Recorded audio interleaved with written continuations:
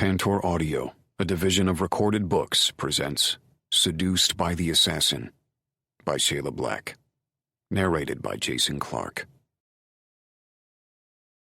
Chapter 1. Las Vegas, March 6th, 9 p.m. Ransom. The woman I can't forget is through that door, less than 10 feet from me, working. There's a lock separating us, but that's not enough to keep me from her. Nothing is. I swallow, gripping the gift box in my hand. Will she be surprised? She's smart. She should be expecting me. After all, I made her a vow. I splayed her thighs indecently wide on my kitchen counter, stared into her golden eyes, and promised I would come for her the day she turned legal. Then, somehow, I managed to tear myself from her kiss-swollen lips before I did something irredeemable, and I left. Now I'm here, and I'm done waiting. After 7 agonizing weeks of putting space between Havana Smith and me, the unstoppable force of our attraction has me sniffing her out like a damn rutting dog. If she falls into my arms again, I won't stop. So why am I standing out in the rain, hesitating? Because I've lost my fucking mind. I used to be a sane man. Well, as sane as anyone in my line of work can be. But now I'm certifiable. I'm probably on the verge of making the biggest mistake of my life, and I don't give a fuck. I'm 34, and I'm in love with a girl who's turning 18 today. I'm in the middle of some really dangerous shit. Oh, and did I mention she's my son's ex-girlfriend? Yeah, this won't be complicated at all. Suddenly, my phone rings. Cursing, I look at the screen and sigh. My brother Rush. He married his longtime crush a month ago, and they've been on a perpetual honeymoon since. I'm happy for them, despite the fact their wedding was last minute. It was perfect and moving. My brothers are happy now, all except Ridge, who's too crazy for any woman to marry. But Rand and Rush, good for them, even if I'm jealous as hell. You could be happy too. Pick that lock, walk through that door, and lay your heart at her feet. Havana will probably laugh, and she should. I'm almost twice her age. The profession I've chosen means I'm destined for an early grave. Besides, she needs someone good. That's not me. Unfortunately for her, that won't change her fate.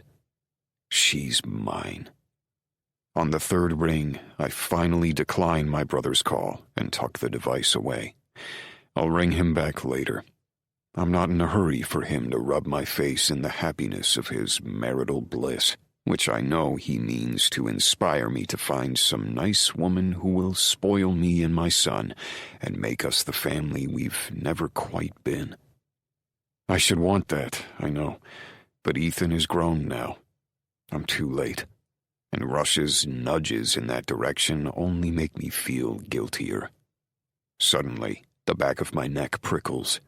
It's a warning. Danger. Someone has eyes on me. Pocketing the gift box and melting into the shadows, I scan the rundown strip mall in this crime-ridden part of Northwest Vegas. Here, gang activity is high and police presence is low. I hate that Havana works and lives in this neighborhood. I want to take her from the crime and the danger and keep her safe. But gangs and thieves aren't on my radar now. I'm the thing they fear, and they don't fuck with me. Someone is, though. I'm definitely being watched.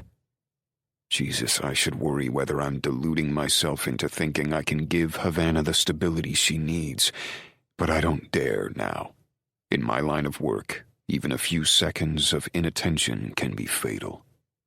Another sweep of this corner of shopping hell doesn't put me at ease. Most everything is closed now in this seedy section of the city. Across the lot, a woman locks the door of an off-label clothing store and runs for her car like a deer sensing a hunter.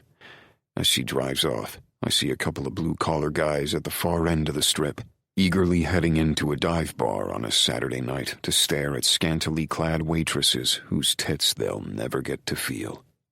They disappear inside. The light at the corner turns green. People go about their lives. But someone is trailing me. I need to lose him. How the fuck does anyone know where I am? Since I didn't want to risk Havana, I didn't tell a soul where I was going. No one should be on to me. Was I so fixated on her that I got sloppy and allowed myself to be followed? Fuck. Suddenly a car screams across the lot, high beams blazing in my face. It swerves, spewing up oily rainwater in its wake. The sedan's window lowers. Something dark and metallic emerges. I duck and roll as I hear the report of the first shot. The second is an instant behind. The bullet whizzes past my ear. He's zeroing in on me, getting too close.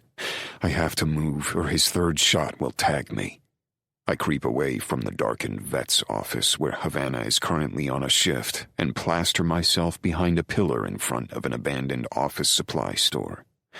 Firing back isn't my best course of action, since I only have a handgun, and he's in a moving car. I'm better off just GTFOing and slipping away in the dark of night. 2 boarded storefronts over, a chain-link fence cordons off a section of the lot where the property owners tried to give this dump a facelift and gave up. If I hop to the other side, I can disappear around the back to my car, then melt into the traffic beyond the alley. Heart racing, I dash from the pillar on one side of the double glass doors to the other. The car screeches around again. The driver's window drops. He fires another shot at me, narrowly missing when I flatten myself on the sidewalk, going as low profile as possible. The second he misses, I'm on my feet again. It will be a race to the fence to see if he gets another shot off before I'm gone. I launch myself onto the chain link, throwing one leg over, and I'm about to hop to relative freedom. At least there he can't chase me without doing a bunch of damage to his sweet ride, when the fucker squeezes off another shot. It rips through my coat and gouges its way up my arm, taking a hunk of my flesh with it. It burns. In seconds, blood wells and starts to soak my t-shirt.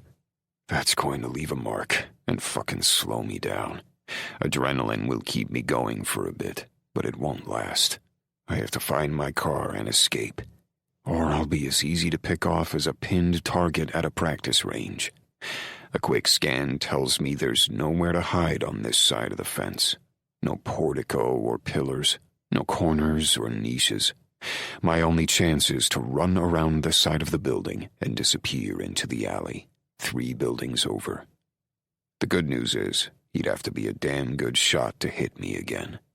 The bad news is, so far he's proven he is. Heaving in a rough breath, I foot race towards safety, rain soaking my jeans. A volley of shots follows. Apparently, this guy doesn't care who hears his attempts to kill me. Then again, no one in this neighborhood bats an eyelash at gunfire. My mind races as I sprint for the corner. He's squeezed off 10 rounds with that Glock. I recognize the sound. And if he's got a standard mag, he has 5 remaining shots. That's a lot of bullets to outrun. Thankfully, he misses with the next 2. Then he swings the car around, heading straight for the fence before plowing it over. So much for the front end of his shiny Mercedes, but that's not my concern. He floors it, all the power of his horses zooming down on me. I press myself against the building, cursing the fact that the facade has been torn off, stripping it down to white. I'm wearing head-to-toe black. There's nowhere to hide. I'm fucked. Another shot misses narrowly when it pings against the plaster less than a foot from my ribs. He keeps hauling ass, and the next round comes even closer, inches from my head. One more bullet in his mag, and the corner is in sight. Almost there. The guy, he might not be using an assassin's weapon, but he shoots as well as one, takes aim. Finally, I reach the corner of the building, and I yank myself toward it and freedom when he takes his last shot. It digs through the left side of my neck, burning like a bitch. Blood spurts and seeps. If the asshole nicked my artery, and he fucking might have, I've got minutes to live. I can't panic. I'm out of his view, and bleeding or not, if I intend to escape and call for help, it's got to be now. I drag myself to my car, feeling warm blood trickling down my chest to be absorbed by my rain-damp shirt. I fumble for my keys, knowing this SOB won't be far behind. He'll change his clip and hunt me down. It's what I do to my mark. But I see he's already planned ahead since I have 4 flat tires. This isn't random. He knows my car. He knows me on sight. He's marked me for death. Fuck, I will not lie here and die in a goddamn wet alley, victim of some unseen shooter for a cause I didn't have a chance to snuff out. But what about Havana? I can't risk her. I can't drag her into danger. But you want to claim her? Marry her? Breed her? I hope like fuck the would-be killer on my tail has no idea why I'm here. I have to warn her. If I can disappear into the vet's office before my blood leaves a trail, he'll be none the wiser. But I've got to be smart. I have to misdirect him before I dare approach Havana. 2 stores short of the vet's back door, I pick the lock on what used to be a drugstore and toss it half open. When I was casing the lot earlier, I noticed the space hadn't been completely cleared of merchandise. If my pursuer gives chase on foot, he's likely to think I holed up in there to find supplies that might stem the bleeding. Blackness floats at the edge of my vision. More liquid warmth mingles with the rain oozing down my chest. I can't press a hand to it yet, or the second I touch the vet's door handle, I'll leave a bloody print for this fucker to follow. Limping and dizzy, I finally reach the doggy doctor's back door. It's not much of a lock, and I'm in 10 seconds later. If I survive this night, and Havana wants to keep working here, I'll be installing something a lot sturdier. Breathing hard, I ease the door shut just as an engine revs and zooms down the alley. It never stops, simply roaring down the narrow pathway, almost careening into a dumpster. I dare to crack the door, and I understand instantly. Someone called the police, and a squad car now chases my assailant. That should occupy him for a few minutes. After I close the door again and lock it behind me, I look around. It's a dark storeroom. I shouldn't turn on a light in case the hired gun comes back, but I manage to fumble for my phone and flip on the flashlight. On the floor, I spot a length of nylon rope. It takes a shitload of my remaining strength, but I loop it around the door lever and secure the other half to a nearby metal storage rack. If he comes back, he won't get in easily. Now I have to find Havana, make sure she's safe, then grab some medical supplies and concoct a way out of here without my assailant being any wiser. As I stagger to the door, I catch my foot on the leg of another storage rack and trip. The shelves crash down. I stumble against the door. Blood pours like hot wax down my skin. The floor looks inviting as my consciousness begins to slide away. Get to Havana. Keep her safe. Gathering the last of my strength, I wrench the door of the storeroom open. I hear a gasp. With bleary eyes, I look up. In the doorway stands the most gorgeous girl I've ever had the fortune to lay my hands on. The girl who's haunted my fantasies and kept me hard for weeks. The girl who's legally become a woman today. Havana. Then everything goes black. Chapter 2. Havana. This isn't how I envisioned spending my 18th birthday. After checking on the animals recovering from surgery and tending to those we're boarding, I sit under the dim lights in the otherwise dark animal clinic where I work. At least I've got other people's pets for company. But I've done my duty here for the evening. I should go home and chill, but then I'd be completely alone. Why didn't he come for me today? I pushed thoughts of Ransom Garrison out of my head. Him waiting for me to be legal so he could sweep me off my feet, tell me I'm the love of his life, and make me his is a ridiculous fantasy. He's a man in every sense of the word. I'm still a girl. Technically, I'm a woman today. In my head, I've been an adult since my parents died 3 years ago in a car accident, leaving me with a flighty aunt who decided I was grown enough when I turned 16. More like she hated the fact her flaky boyfriends showed more interest in me. When she tossed me out, I was almost relieved, but that forced me to grow up fast. I had to get a job to eat. I kept a roof over my head by relying on the kindness of friends and their parents who let me crash on their sofa for a night or two. The school janitors sometimes took pity on me and let me stay in the girls' locker room overnight. But if I hadn't left Aunt Tilly's, it was a matter of time before one of those creeps she dated cornered me and tried to coerce me into something I never wanted. At least, I never wanted it until I laid eyes on Ransom. The minute we met, all I could think about was sex, but my feelings quickly developed into something deeper. I never meant to fall for him. His son, Ethan, offered me a place to crash when he found out I was between sofas. We liked some of the same movies. He also understood a dysfunctional household because his mom used to piece in and out of his life all the time, and his dad, while steady, isn't always home. Ethan seemed cool and interesting. So when he asked, I agreed to be his girlfriend. But he always felt more like my friend than my bae. I never knew why. Then he introduced me to his father. Ransom and I only managed to keep our hands off one another for 2 short weeks. Then came that wonderful, horrible morning. When I entered the kitchen, I saw the lust on his face before he could hide it.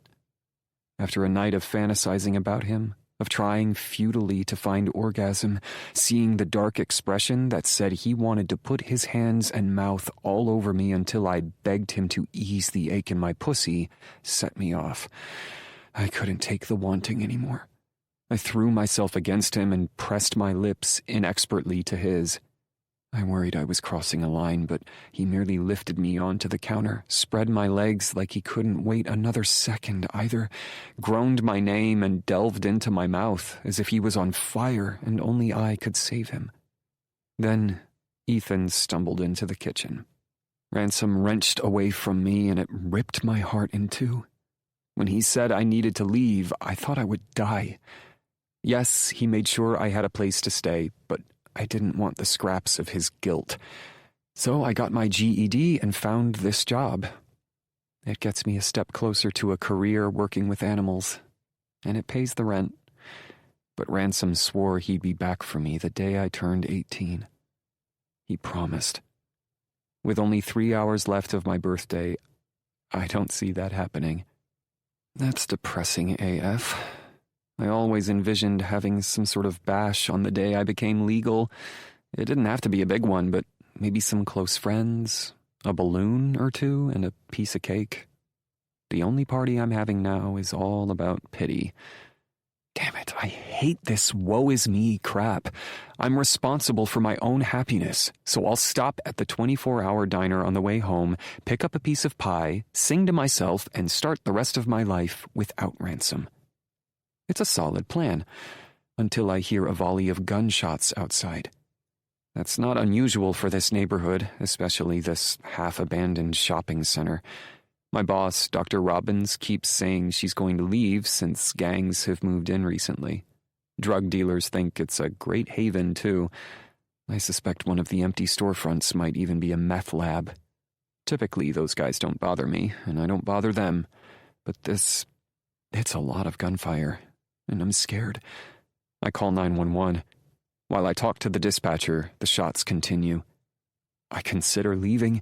Even my ratty rent-by-the-week apartment would be safer, but I don't dare run out of the building during a hail of gunfire. Meow.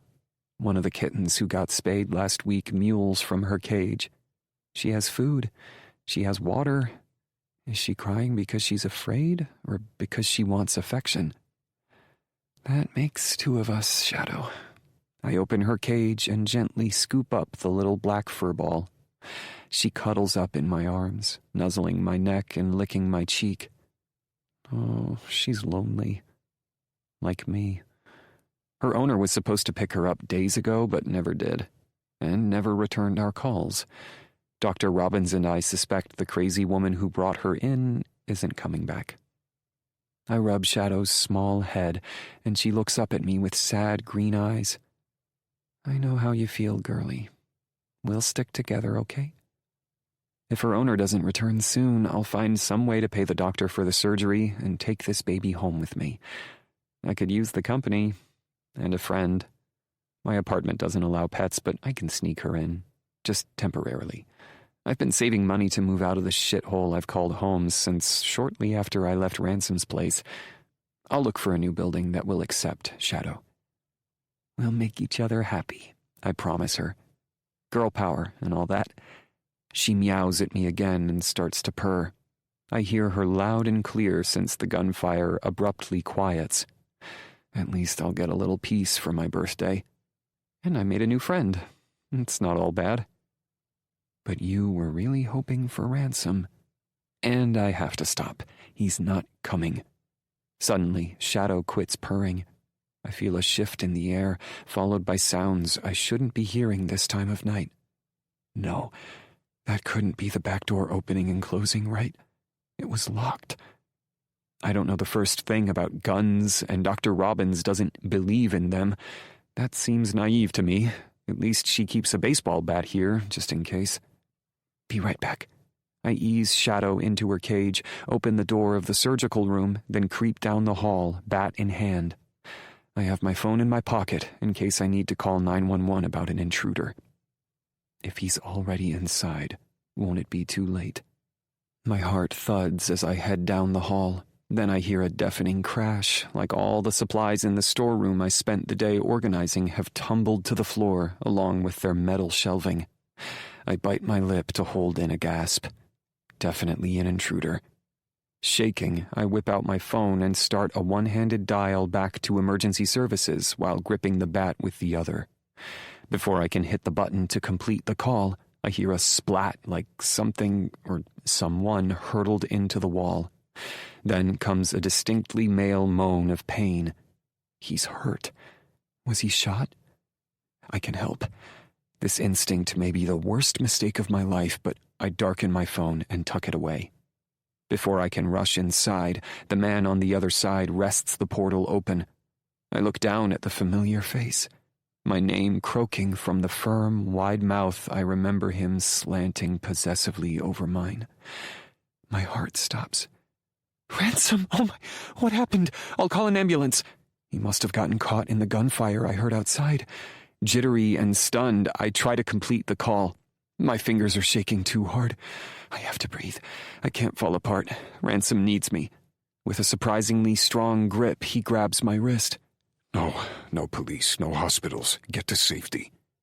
And leave him here? Never. Where are you hurt? Go, now. His dark eyes slide shut, and he loses consciousness. I stop arguing and start panicking. Oh my God. I need to think, fast. What can I do for him if he doesn't want me to call for help? And why doesn't he want me to? Because he's done something illegal? Ethan used to claim that his father was a hitman, and I laughed, convinced he must be kidding or trying to make his life seem cooler by giving his dad a shady occupation. One thing I noticed, Ethan never laughed in return. Holy shit, was he telling the truth? I'm not sure how I feel about being in love with a potential contract killer, but that's a problem for later. I scan Ransom's prone form. If he faded out of consciousness, he must be injured and losing blood. He's definitely soaking wet from the unexpected rain. I don't want to move him, but if I'm going to help, I have to. First, I need to make sure we'll be safe. With a shaky breath, I stand just enough to flip on the storeroom's light. The place is a disaster, but I don't care. Ransom tied off the back door with some sturdy rope. It will hold for a bit, and the front door is locked tight. From both the parking lot and the alley, the animal clinic appears dark and empty. Thankfully, the gunfire seems to have ended. I pray that whoever shot Ransom fled when the police showed. Dashing back to the surgical room, I hunt down the rolling cart Dr. Robbins uses to carry larger animals who come in injured. Since it can support a horse, it can easily handle Ransom's weight. I drag it into the hall, along with a piece of plywood we sometimes use to move an unconscious animal onto the rolling metal slab. I lock the wheels on the cart, then brace the wood against it. I don't know how I'll lift him, but I'll find a way. This may be life or death. Shoving aside my worries, I roll Ransom closer to the board so I can pull or lift him. Something. It's looking as impossible as it sounds. But when I get him on his back, the cement floor is covered in rain and blood. He's deathly pale. My heart stops. I whip out my phone again. He told me not to call 911, but he didn't say anything about Ethan. Thankfully, my ex answers right away. Havana? Of course he's confused. We haven't spoken since the morning he walked into the kitchen and caught his father and me lip-locked, my body writhing shamelessly while I silently begged for more. I can't worry whether that hurt him now. Your father is here. He's bleeding. He won't let me call for help. He passed out. I need to lift him, but I can't, and... Okay, slow down. Tell me where you are. I do. In the background, I hear him grabbing his keys, slamming the door of his car, and burning rubber down the street.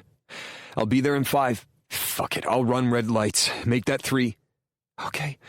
I can't do anything but stare at Ransom while Ethan drives, so I put him on speaker and set the phone down. Has this happened before?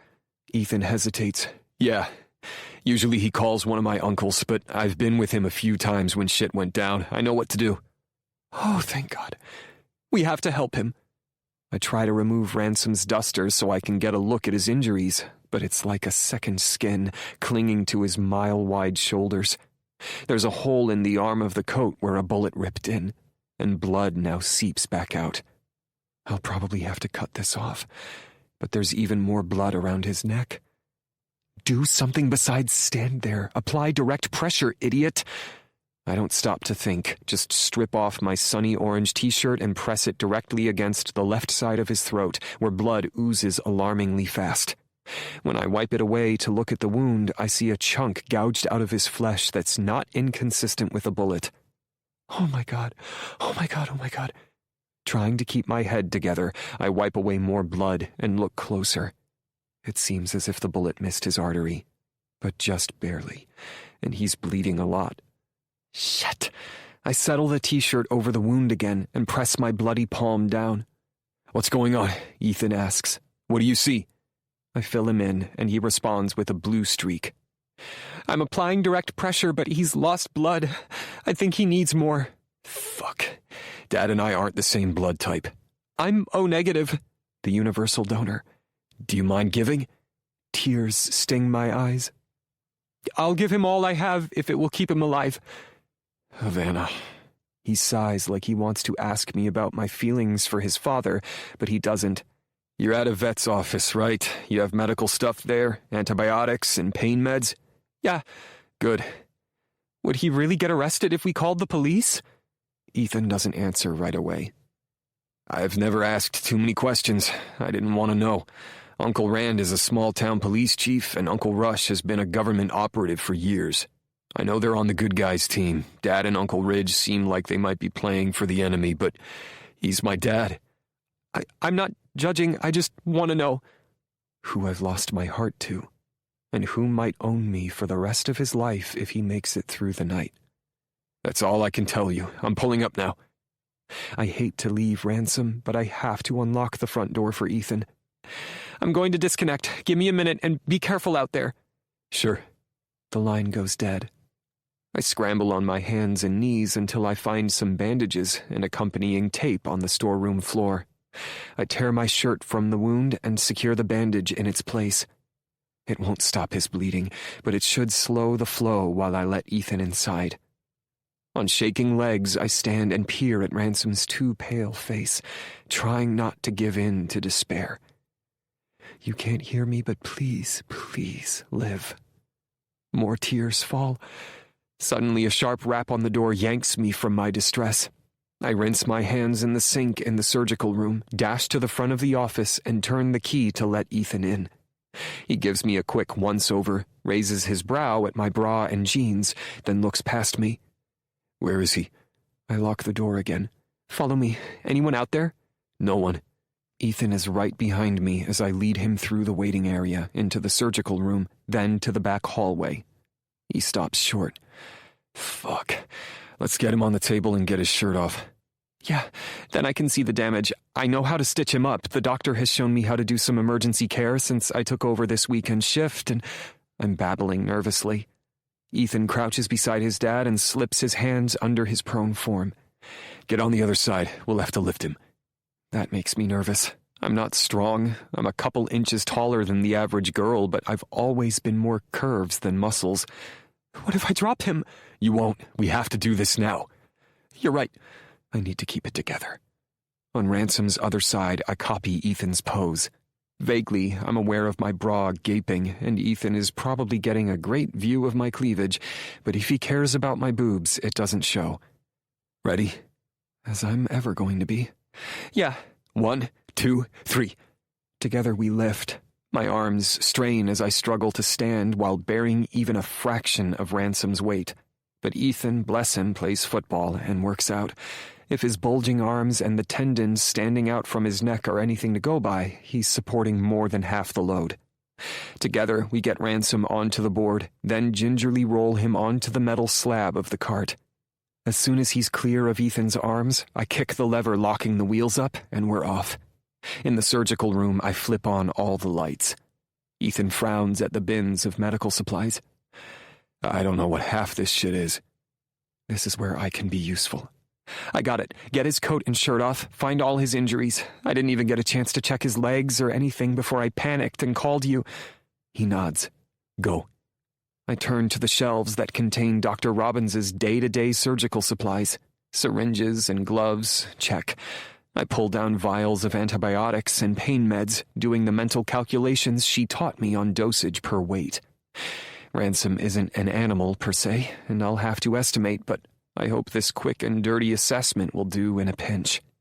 Then I find some suture thread and a needle, along with some tubing that should work for a homemade transfusion kit. It's a blessing that Dr. Robbins takes on the occasional emergency patient. Along the way, I've asked questions. She always answers while she works, like talking through the situation helps her validate her care decisions. I've paid attention and memorized the important stuff, since I want to be a vet someday. I hate that all of this is probably way beyond my ability, but what choice do I have if Ransom won't let me call professionals? Done, Ethan says behind me. Looks like a wound in his left biceps and a fucking bleeder in his neck, both where bullets grazed him. No penetrative wounds, and nothing on the lower half of his body. Oh, okay. It's good information, but I'm so damn nervous. Let me wash up, and I'll get started.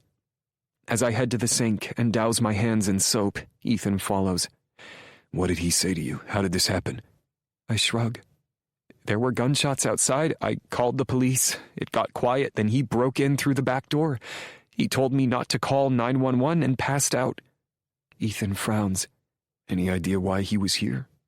I'd love to believe that Ransom came for me on my birthday like he promised, but that's wishful thinking. How would he even know where to find me? I wasn't working here 7 weeks ago when I left his house before, as he put it, he did something we'd both regret. No. I turn off the faucet with my elbow, dry my hands on a sterile towel, and grab a pair of gloves from the box on the wall. My fingers are shaking. I hold the life of the man I love in my inexperienced hands. If I screw this up and he dies, the guilt will kill me, to say nothing of the grief. Drawing in a deep breath, I try to get myself together.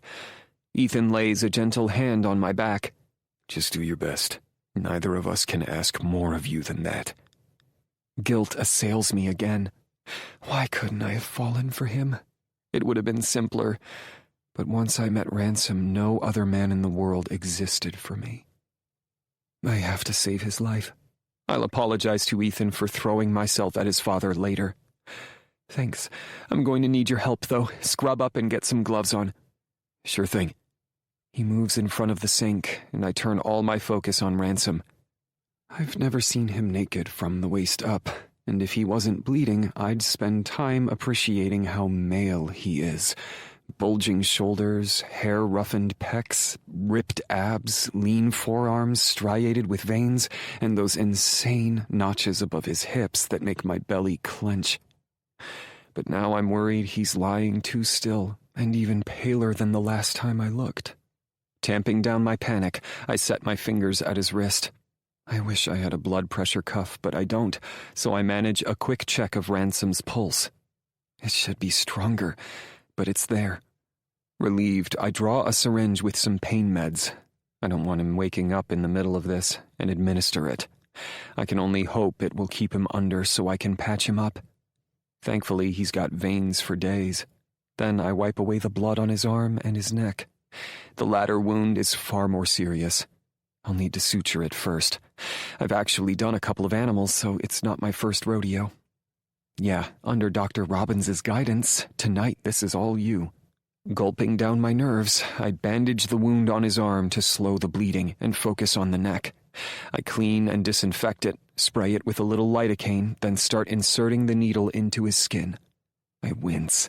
The feel is almost as horrible as the sterile smell.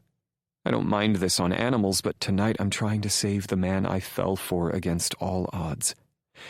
Breathe. Ethan encourages, now beside me, gloves in place. You got this. I freaking hope so. After I put 10 tiny stitches in his neck as neatly as I know how, I back away with a jagged sigh, then set in again on his arm.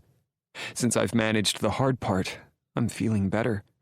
It only takes a few stitches to close up the gash in his biceps. I check his pulse again. It's steady, but still not as strong as I want. 2 minutes later, I've managed to bandage his wounds to stem any additional bleeding. It's tapered off and should stop altogether soon.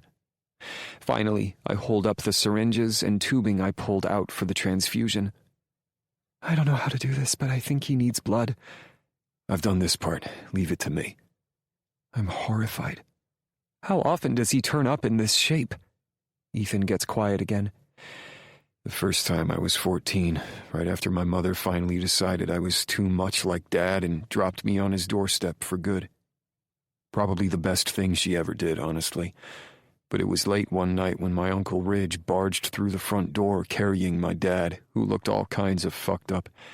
Ridge came equipped with tubing and blood packs he swiped from a bank, but he had me help Dad. It's happened a couple times since. Not often, but it's always rough. What is Ransom, and what am I getting myself into? Now isn't the time for questions. What do we need to do? Ethan hooks his foot around the leg of a rolling stool and drags it under my ass. Sit, close your eyes, leave this to me. With a bob of my head, I do. I hear him working. The rubber tourniquet goes around my arm and squeezes. He swipes alcohol over the crook of my elbow. A minute later, the needle goes in my vein, first try. Almost no pain. There it is, he murmurs. That's it? You're a pro. Thanks. Never done this without help, but I guess there's always a first time. Like me and stitches. Yeah. I feel the blood traveling through my veins, exiting at the injection site. Oh, this always gets me a little queasy. I need to talk to distract myself, and I need to say something to Ethan. I'm sorry. That you're more into my dad than you were ever into me? I nod. I couldn't help it. I know. And I'm sorry I got pissed at you, but I know it wasn't one-sided. I saw the way Dad looked at you. I know he wanted you in a way I didn't. I mean, you're hot, and if you had been willing, I would have gladly fucked you. Ethan takes my chin in his grip, and I find myself staring into his hazel eyes. But he wanted you. He burned for you. He fell for you. Those words make me go hot all over. I fell for him too. At my whisper, Ethan lets go. Close your eyes again. I do. I need time to think. Something's happened to you, I blurt. You've grown up in the last couple of months. He hesitates. Let's just say I'm finding my way. Then silence falls. Neither of us tries to fill it, which is a relief because I'm getting dizzy and I'm feeling the fact I skipped dinner. Seconds later, Ethan removes the needle from my arm, sticks a cotton ball over the entry point, then finishes up with a quick bandage. When I open my eyes, he's already done the same to his dad's arm. But Ransom's color looks 100 times better. I glance up at him. Thank you. You don't have to. He's my dad, remember? Just don't break his heart, huh? More like the other way around, but if he lives, I'll feel more than blessed. I never would. But I think Ransom has already written off any potential future we might have together. Are you going to take him home? If Ethan does, he might need help. I could stay and take care of Ransom until he rebounds. I'll treasure the time we have together because he'll probably ask me to leave again. Ethan shakes his head. I don't think that's smart. If whoever shot him knows his identity, they'll only follow Ransom home. Oh, that makes sense. If I go back and act like nothing is wrong, it might deflect suspicion. And if things get hot, I'll call one of my uncles. Plus, you have more medical knowledge and access to supplies. Ethan gestures to the shelves behind him. Got any ideas where to take Dad? You can't stay here. He's right. My apartment, I guess. Probably too obvious and not secure enough. He pauses, thinks, then sighs. Listen, I know of a place. It's the party pad of a friend. He's not in town right now, but he said I could use it whenever I want. It's behind a gate, so it's secluded and private. I'll try to figure out who shot Dad and why. You stash him there until he's well enough to defend himself. I have no idea how long that will take, but other than a quick animal check tomorrow afternoon, I'm not scheduled to work again until Wednesday. Hopefully that's long enough. Okay. As I clean up the surgical room, Ethan stuffs his father back into his bloody t-shirt. Thankfully, it's black, so the blood doesn't show. I find spare towels in the storeroom near the cleaning supplies, so my car won't get blood-soaked. But I have nothing to wear except a bra and jeans. Ethan whips off his shirt and hands it to me. Put this on. It might save you. Save me? He raises a brow. Dad won't be out long, and he'll bounce back fast. When he comes to, if that's all you're wearing... He lets me imagine the rest. You still a virgin? Yes. The tilt of Ethan's mouth is nothing short of cynical. If he gets a look at you dressed like that, you won't be for long. 15 minutes later, I'm speeding down the wet highway west to Summerlin. The roads are freaking jammed. Then again, it's a Saturday night in Las Vegas. The partiers and drunks are coming out of the woodwork. The good thing about that is, if anyone looks into my vehicle and sees Ransom propped up in the passenger seat, he'll either look asleep or wasted. Neither is terribly abnormal in Sin City at 10 p.m.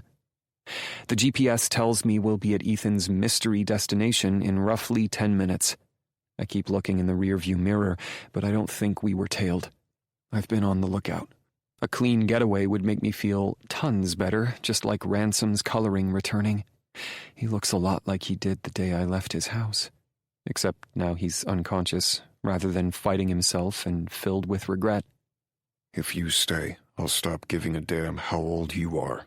I'll strip you down, get between your pretty thighs, and fuck you until you understand you're mine. A day hasn't gone by since that I haven't thought about Ransom, and wondered if he still thinks of me. Meow. Shadow whines from the back seat, sitting on Ransom's discarded duster that's concealing the handguns once strapped to him. I probably shouldn't have brought the little feline along. If her owner comes back, I'll get in a ton of trouble for taking her, but she cried and cried as Ethan and I were loading up my car. I didn't have the heart to leave her there, especially after I'd promised to be her human.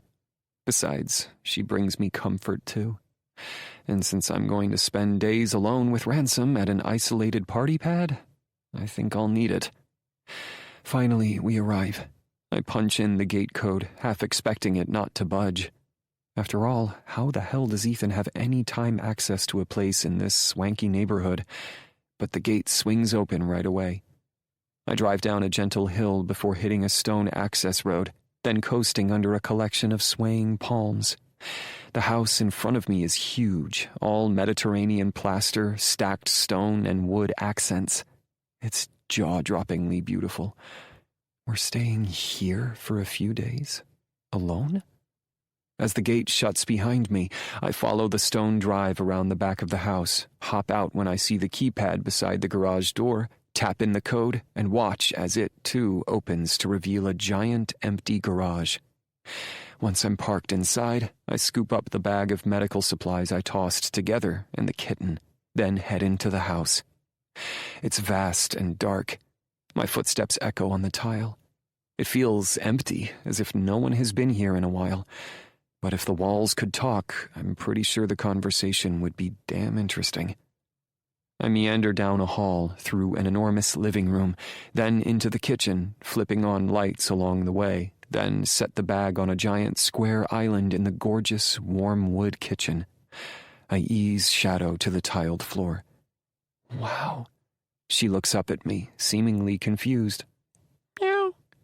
Is she hungry? Shit. I remembered a little box for her to do her business, but I forgot to bring her food. I add it to the mental list of things I'll have to somehow get my hands on. Explore, girlie. I'll be right back. Then I head once more toward the car, and Ransom. When I step into the garage, I freeze. The massive slab of a door is now closed. The overhead light is dark. Moonlight splashes through the windows, illuminating the space just enough to tell me one terrifying thing. Ransom is no longer in the front seat. Suddenly, I'm grabbed from behind. One brawny arm hooks around my neck. The other squeezes my middle. I feel hot breath and male stubble against my ear. I shiver. You have 5 seconds to tell me where the fuck I am and how I got here, or I'll kill you. He's not kidding, since I suddenly feel a gun against my ribs. Don't hurt me, Ransom. Please. Chapter 3. Ransom. Fuck. I'd know that voice anywhere. I know the pitch, I know the tone, I even know the slightly shaky quality, because I heard it every agonizing day of the hellacious 2 weeks the underage temptress stayed under my roof. In my son's bed. Suspecting the answer to that question is yes has tormented me for weeks. Havana, I spin her and flip on the overhead light. It's her, all right. She looks fragile. Her golden eyes are startlingly large in her unusually pale face. She's thinner. There's a smear of blood on her cheek, and she's wearing a t-shirt I recognize as Ethan's. Son of a bitch. Did they fuck tonight on her birthday? How did I get here? Wherever here is. She fills me in. I remember the gunfire, but I don't remember passing out. Damn. Thankfully, I'm only vaguely aware of the pain now. Grabbing her by the wrist, I haul her into the house. One of the first doors on the left opens to a powder bath. I switch on the light and look in the mirror. Yep, there's a neat row of stitches up my neck. She did that. My shirt dried, soaked with my blood, and it now feels crusty. Gingerly, I work it off and find more stitches along my biceps. And you gave me your blood? She nods. Ethan helped. Why are you wearing his shirt? I gesture to the navy blue cotton that reads, Sark, my second favorite asm. He gave it to me. I used mine to stop your bleeding. So maybe they didn't fuck. At least not today. And that's not what I should be fixated on. Havana patched me up. I'm not surprised my son went out on a limb to help me. Since he's come to live with me full time, we've developed a decent relationship. But this woman who's barely more than a girl, despite the fact I tossed her out of my house, she did her best to save me. And how am I repaying her? I've got a fucking death grip on her wrist that must hurt. With a grimace, I let go. Thanks for helping me. You're sure we weren't followed? No way I could live with myself if any of the dangerous shit I'm mixed up in came for Havana. Positive. Maybe she's right, but she doesn't know the people I'm dealing with. I hope to fuck she never does. I need to make sure this place is secure and call a few people. I can't resist touching her. I should, but when it comes to Havana, I'm weak. I take her face in my hands. Then we're going to talk. Something streaks across her expression. Worry? She blanks it so quickly I can't tell. Havana is good at hiding her feelings. No surprise, considering everything she's been through since her parents died. Okay, I'll look around and take stock of the supplies here. Ethan said the place would be pretty empty. Then she steps away, like she doesn't want me to touch her. You threw her out when she needed you because your job is risky as hell, and because you couldn't keep your dick in your pants for a few more weeks. Why should she want you? If you see or hear anything, scream. I'll come running. Then I search the ground floor, checking every door and window before I do the same upstairs. I'll have to ask Ethan whose place this is and how he got in. It's expansive and lavish. Sexy, like someplace a wealthy man would bring his mistress to bang her in total privacy. Since we're as secure as we can be, I double back to the home office on the far side of the first floor. It's got a sick view of the infinity edge pool and spa with multicolored lights in the vast backyard that butts up to a long fairway. The room itself is dominated by a massive desk in dark woods, recessed lighting and overstuffed chairs. I hear Havana rummaging around the kitchen, so I shut the double doors. And I wrench my phone from my pocket to call my son. I always thought Ethan was a smart kid, but putting Havana in danger like this is the stupidest fucking decision he could have made. Before I can connect the call to ask him what the hell he was thinking, the device rings in my hand. Ridge. If my brother is calling now, it's not good. I skip the greeting. Ridge, talk to me. You're alive? So he's already heard I've been shot. That's bad news, too. What made you think I wasn't? And if you thought I'd kicked it, why are you calling me? He drops his voice. Paul Carboni came tearing in here about an hour ago, whooping like an idiot. Because he thought I was dead? He is an idiot. Ridge huffs. I can't argue with that, but he gave Donzelli the thumbs up and started popping champagne. When I asked why the fuck we're partying, Paulie announced that he iced you tonight in the parking lot of some ratty-ass strip mall. Of course, Marco Donzelli and his boys had something to do with the attempt on my life. Pieces of shit. Carboni tried. He tagged me twice. If Havana hadn't called the police and my son, he might have succeeded. But I got some stitches and meds. I'm good as new. In fact, other than having a hard-as-fuck dick because the soft, sweet woman of my fantasies is just a few feet away, I feel fine. He thinks you're dead. That's great news for me. So he'll get brazen. One less competitor, right? See if you can get him to move on the next part of his operations so we can figure out what the fuck is happening. Actually, I should have a lot of new information soon. You lie low until then, okay? And hey, thanks for not making me mourn you just yet. Nah, I wouldn't let a punk like Paul Carboni off me. Especially not if I have any chance with Havana. But there are complications I need to deal with before we have any chance of sharing a future. I gotta go. Ridge mutters hurriedly, like he's worried someone is listening. I'll call when I can. Stay safe. My youngest brother tells me to do the same, then hangs up. I'm worried like hell for Havana's safety. I can watch over her for now, but we can't stay here long. I need to see where her head and her heart are at, then make some decisions. Other questions niggle at the back of my brain. How did Paul know where to find me tonight? He shouldn't have been able to, and I hope like hell he can't guess why I was in that strip mall. But in case he knows, Havana needs to lie low with me until this shit blows over. But if she's changed her mind about me, and she should, how am I going to keep my hands off her? Cursing under my breath, I dial my son. I'm worried about him, too. He's spent too much time with me and his uncles. He's turning out just like us. Ethan picks up right away. Dad, you okay? Fine. There are people after me. You need to worry about your own hide. Already taking precautions, I promise. Good. Now what the fuck were you thinking, pawning me off on Havana? You put her in danger and you know it. It was a calculated risk. That's why I gave you two someplace secluded to go.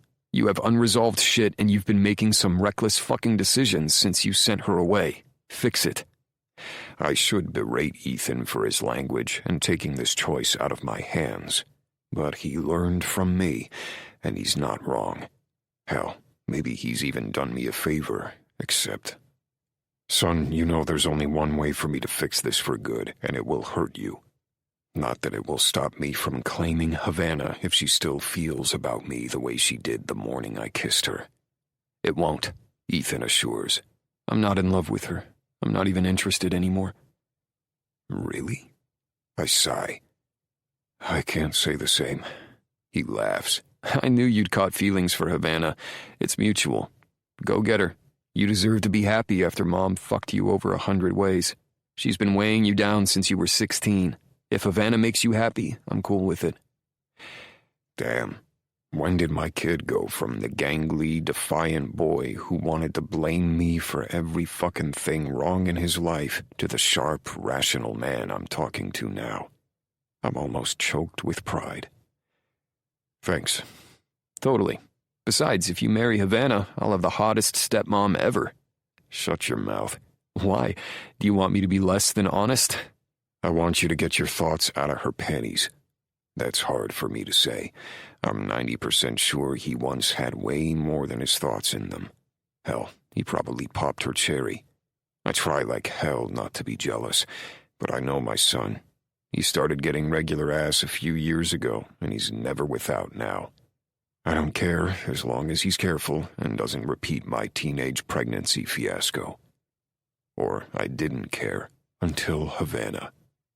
Actually, they're in someone else's, so can we cut this chat short? A friend's older sister called me for some company. She's expecting me in an hour. You have a booty call? Yep, and I'd rather not show up covered in your blood. That both fills me with relief and sobers me up. Sure, just one more thing. We're going to need some supplies here. I figured. I already started a short list, but text me what else you need. I'll have stuff delivered before noon tomorrow. Can you last until then? I don't know what Havana and I will eat, but if we fall into bed together, will either of us care? We'll manage. Ethan laughs. I'm sure you'll think of some way to pass the time. Then he hangs up, and I'm free to tell Havana what's on my mind, what's in my heart, what I hope for our future. A glance at the clock on the wall tells me I still have 90 minutes left of her birthday to make it the best I can. I'm not wasting another minute. Chapter 4. Havana. I take inventory in the kitchen, so aware that I'm with Ransom under one roof. Alone, my belly knots nervously. Will he finally make me his, or send me away again? Meow. Shadow rubs against me, looking like she expects me to solve her feline problems. I'd love to help you, but I don't know how to solve my own problems. The furball circles my ankles again. I'm not sure why, since she isn't hungry. I found a can of tuna in the massive pantry, but Shadow sniffed it, took a few bites, then walked off. Same with the little dish of water I put beside it. When she jumps up, head-butting my shin and rubbing against me, I get it. I give her a scratch behind the ears. Don't we all want someone to love us? After checking out the house from top to bottom, Ransom holed up across the place, doors shut. The muffled rumble of his voice tells me he's on the phone, and he doesn't want me to hear. After everything that went down tonight, I shouldn't be okay with that. I should be demanding to know who he's talking to and why he wouldn't let me call for medical help or police. But I don't. Because you trust Ransom, or because you don't really want to know? Maybe both. I distract myself from asking more hard questions by starting a list of things we'll need if we're going to stay here for a few days. I munch on a protein bar I found and suck down a bottle of water I pulled from the pantry. Not exactly a celebratory birthday dinner, but it's food. At this point, I'll take it. Well, you can't say your big day turned out dull. As I finish, measured footfalls across the tile are my only warning that Ransom approaches. I turn to find him prowling closer. He fuses his stare on me. I can't look away. Ransom is shirtless, so it's impossible to miss his inked chest and bulging biceps. But that isn't what makes me weak-kneed. He's an alpha male in his prime, rugged, potent. I shiver. My skin tingles. My heart thuds. Shadow scampers away, skidding across the tile until she flattens herself under the sofa in the next room. Poor baby. She's afraid of the big, bad man. Maybe you should be too. But I'm not. Havana. He keeps heading for me until the only thing separating us is a few feet of empty space and the questions I'm too afraid to ask. There are a million things I need to say to you. Later. But let's cut to the chase. You know why I came to see you tonight. I don't. I know what I'm hoping to hear, but... It's your birthday. You're 18 now. My breath catches. And you came for me? Like you promised? I warned you I would, baby girl. Are you ready? I know you weren't counting on danger, so if it's too much... Is what you're doing illegal? You really want the answer to that question right now? Will it change my decision? No. You'll protect me. I believe that all the way down to my bones. Maybe that's naive and I should be terrified, but it's Ransom, so I'm not. Besides, if he was nothing but a hardcore criminal, would he have waited to touch me until it was legal? I will. With my life. But you're an adult, so I'm letting you decide what happens next between us. What if I say no? Like I even could. His face twists with pain. Then I'll walk away for good. I'll still be in your shadows because I can't stand not getting an eyeful of you every day, but you won't see me. Have you been watching me? How do you think I knew where you work? I know where you live, too. I especially like that thin tank top and those fucking too tight panties you wear to bed. That shouldn't excite me, but heat jets through my veins. My nipples peak. Blood rushes between my legs. I don't understand. I haven't been the same since I first set eyes on you. I'm obsessed with you. I'm in love with you. I want to know everything about you. His face tells me that's not all he wants. And if I say yes? Ransom may not be touching me, but he's still all over me. His dark eyes, framed by brutally short hair and the stubble that rides his sharp jaw, see through me. His heat envelops me until I shudder. His scent, reeking of leather, blood, and testosterone, fills my head, crowding out my thoughts. His exhalations caress my lips until I can hardly think of anything but pressing them against his again. And when he lifts his hand to me, knuckles drifting down my cheek, sparks ping through my body. I'll get you naked, take you to the first fucking bed I find in this place, and shove every inch of this. He grabs my hand and guides it to the steely erection behind his zipper. Inside you. Then I'll ride that finally legal pussy raw until you know who you belong to. I press my thighs together, but it's useless. I want too much. It's hard to breathe. It's beyond difficult to think. It's impossible to say no. Ransom.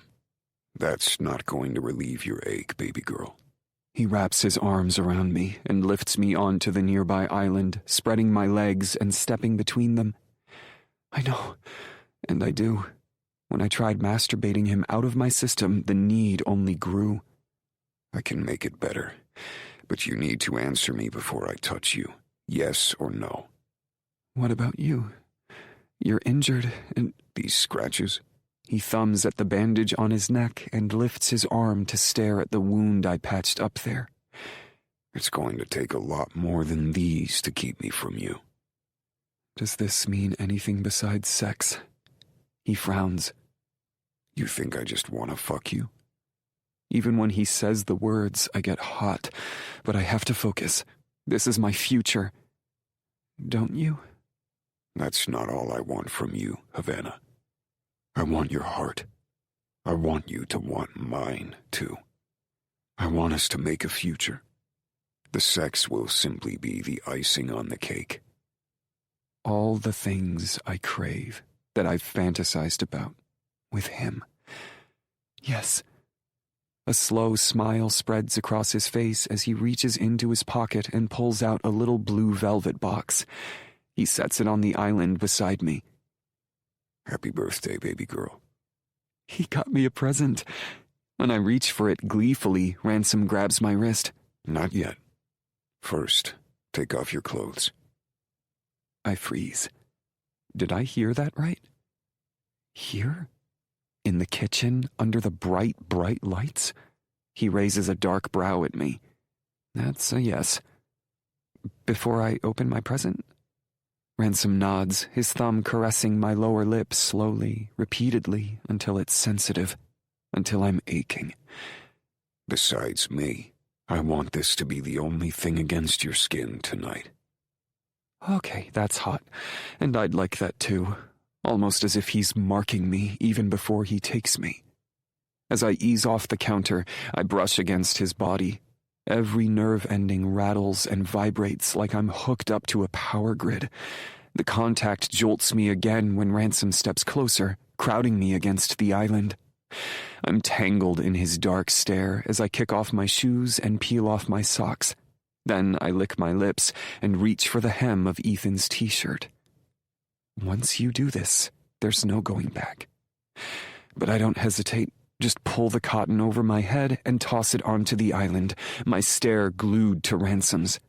His gaze falls to my lacy cups playing peekaboo with my nipples.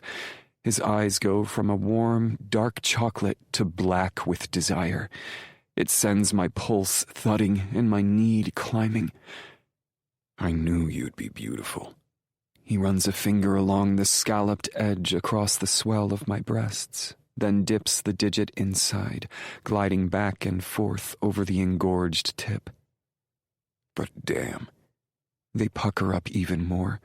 I feel his touch all the way to my pussy, which tightens and dampens every time he teases the stiff peak. I close my eyes, let out a breath. My head lolls back. He hovers above me, his hot breath cascading down my neck. I shudder. He's barely touched me, and I'm burning up. Ransom. Keep going. Don't make us wait anymore. Why aren't you kissing me? If I do, we won't make it to the bedroom. And I want you flat on your back where I can look at every part of you. Lick it, taste it, bite it, own it. I plan to pin you down, penetrate you, and fuck you mercilessly until you can't think of anything but me. When he puts it like that, I'm motivated to hurry. I already can't. It's been 2 months since you kissed me, but I still want you so bad. Baby girl, I never stopped. Oh, God. I reach for the button of my jeans and flick it open. His stare dips to watch. The hiss of my zipper lowering is a tease in the quiet room, broken only by my audible breaths. Are you having me undress myself for the same reason? No. It helps, but I want you to strip yourself bare for me, under these lights, so I can be sure you mean that yes your mouth and eyes are saying.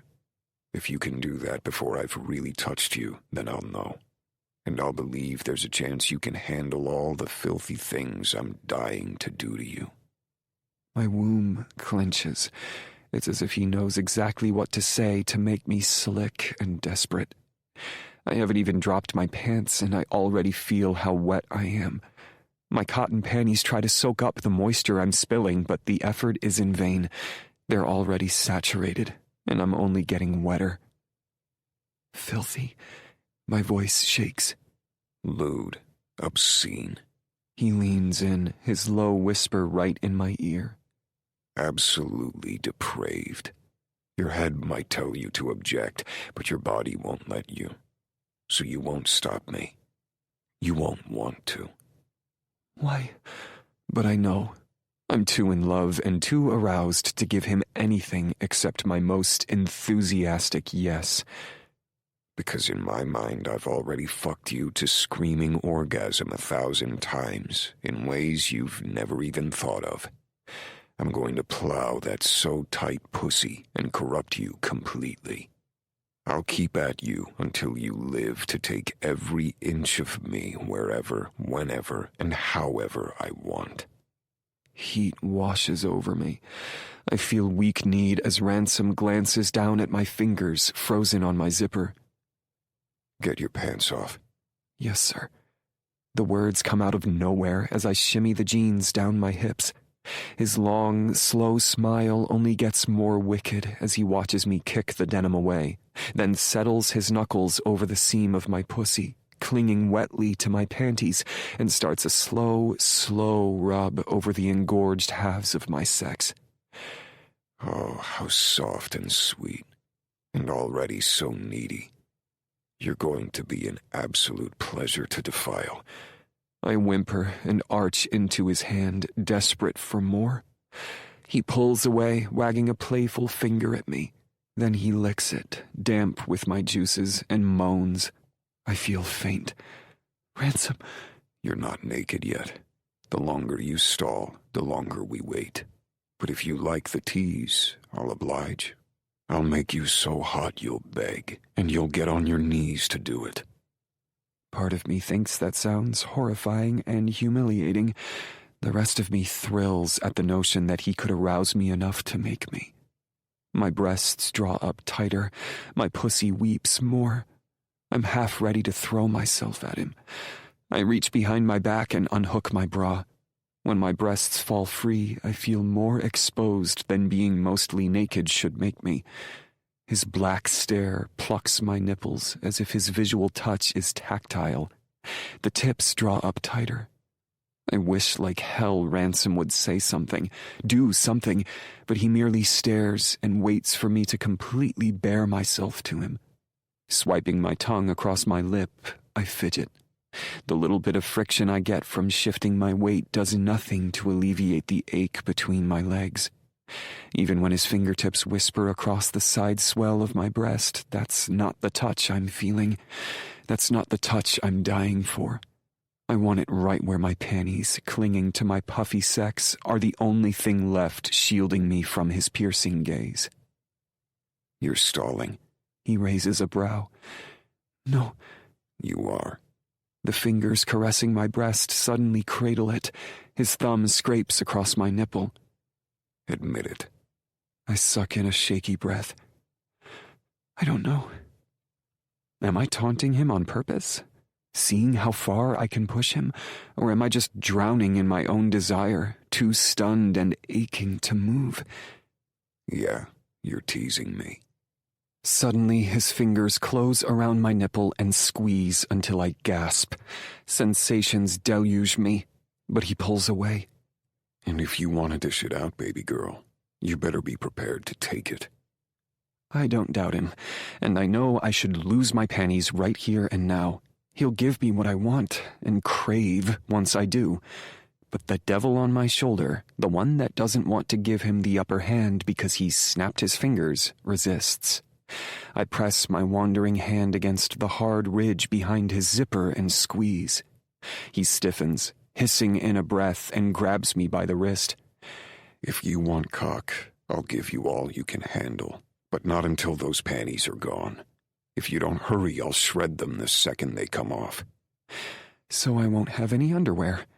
Every second I spend here with him, my pussy will be bare, so he can look at me, so he can touch me, so he can torment me, so he can take me. The thought makes me dizzy. I want Ransom and everything he's promising with both his words and those hot, glittering eyes. And I'll give in, probably soon, but the anticipation now is so painfully delicious. What if I'm afraid? I ask, biting my lip. His smile only turns hotter. If you were really afraid, I'd help you put your clothes back on and sit you down to talk until we worked things out. But you're yanking my chain to make me impatient. He tisks. You just want to suffer. I don't. Or do I? What am I getting myself into? I'm not sure, but I'm loving every giddy, unexpected moment of it. If you want me, drop them. He presses his thumb against my pussy again and slides it over my clit in a gentle back-and-forth caress until I moan. I'll make you so fucking glad you did. I already know he will. Yes, it's my first time, but I'm making the right decision. I feel it. I know it. He'll be good to me. But I have to stop teasing him. There will be time for that later, right? Finally, I hook my thumbs under the little strings at the hips of my too tight undies and start tugging them down. The second they clear my thighs, exposing my wetness to his gaze, the hunger in his eyes, need I didn't think could get any hotter, flares. He clenches his fists at his sides like he's resisting the urge to touch me as the panties fall to the floor. When I'm free of them, his stare fastens directly on the clean-shaven cleft between my legs. I resist the urge to cup my mound self-consciously. Will Ransom hate me being as bare as a little girl? Oh. He sucks in a breath like the sight of me makes it impossible for him to breathe, think, or resist. You're perfect. His reaction is every bit as arousing as teasing him, and I'm beginning to think that no matter what he does, I'll be under his spell. His hand shakes as he cups my hip, bringing me closer. I'm going to apologize right now. For what? Our naked chests meet. He's like velvet over steel. Need flares across my skin. Desire thickens my blood. Lust twists between my legs. He takes hold of my other hip and yanks me flush against him, notching his hard cock where I need it most. For making your little pussy sore. Tomorrow, all you're going to want me to do is lie between your legs so I can kiss it and make it better. Please, I whisper breathlessly. He drops his lips to my collarbone. I'm going to love wringing whimpers out of you. How are your fingernails? When he lifts my hand to inspect them, I'm totally confused. My nails? Ransom nods. These are great.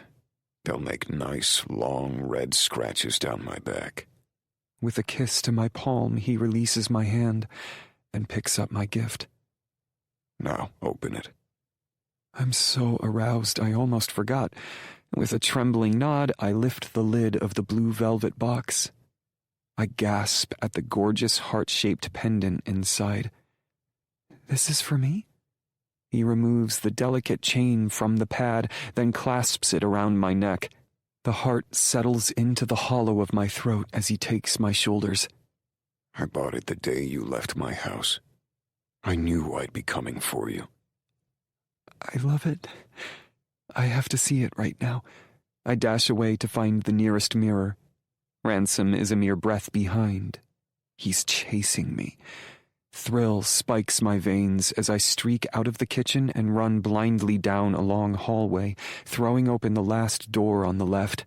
His footsteps are right behind me. I fumble for the light switch. I don't make it. Ransom grabs me around the waist with a growl and hauls me through the dark room into an adjoining bathroom full of white marble illuminated by silvery moonbeams. He flips on the light. We're surrounded in mirrors, above a pair of elegant sinks, around the sunken spa tub, glittering off the chandelier that drips from the ceiling. I look at myself, wide-eyed and breathing hard. My chest rises and falls. My dark hair is mussed around my shoulders. I look like a wild thing with dilated pupils, hard nipples, and a slick pussy. Ransom has one arm hooked around my middle. The other clutches my throat from behind, fingers pressing in. Let me see, I pant. Slowly, he lifts his grip from my neck. My stare falls to the pendant he fastened there. It's weighty and warm from my skin. It's a beautiful statement. It tells me and everyone else that I belong to him. I finger it and swallow. It looks perfect here. It does. His eyes heat. As long as you're mine, I want to see it there. Automatically, I nod. I can't imagine not wanting him. Then he looks at himself in the mirror. Son of a bitch. Traces of blood cover his torso, along with a littering of scars over the hard-cut muscles that make Ransom look like he's been forged in steel. He flips on the hot tap at the sink, then opens the cabinet doors until he finds a washcloth. You don't have to clean up now, I assure him. Yes, I do. I want this to be right. I want this to be the last first time either of us ever has. And I won't come to you dirty and bloody. Like a criminal. I'll worry about that later. Here and now is what's important, and his words warm me. He's in love with me. He's saying he wants this to be the last time either of us takes a new lover. It's sweet, but he doesn't know it's my first time. When I turn to admit I'm a virgin, I get caught up in watching that little white cloth slide across his broad, bulging chest. He wipes away grime, rinses the rag, wrings it with massive hands, veins standing out and ripped. Every moment is strong and sure, confident. Will he touch me that way? Our eyes meet in the mirror, and I know the answer. Yes, he will. With a final rinse, he tosses the rag on the counter, then brings my body against his. Last chance, baby. To back out? I'm saying yes. I'm always going to say yes to him. His eyes soften, then he bends and lifts me, carrying me against his chest as he flips off the light with his elbow, plunging us back into shadows. Inside the bedroom, moonlight filters through the windows as he lays me across the silky gray comforter. With a swipe of his hand, he sends the decorative pillows to the floor. With the other, he flips on the soft light of the nearby lamp. Then he crawls onto the bed, hovering over me, and looks into my eyes. I'm going to make tonight so good for you, baby girl. You already have. I smile, fingering my pendant. He cups my face, dips his head, and finally covers my lips with his. Ransom kisses me like he owns me. My body jolts with recognition, like it remembers its master, like it's forgotten every other boy who's ever ineptly put his mouth on mine and glommed onto this man who's going to be my everything. I arch toward Ransom and open my lips, inviting him deeper. He slides his tongue against mine as he rocks his cock, still clad in denim, against the naked ache of my pussy.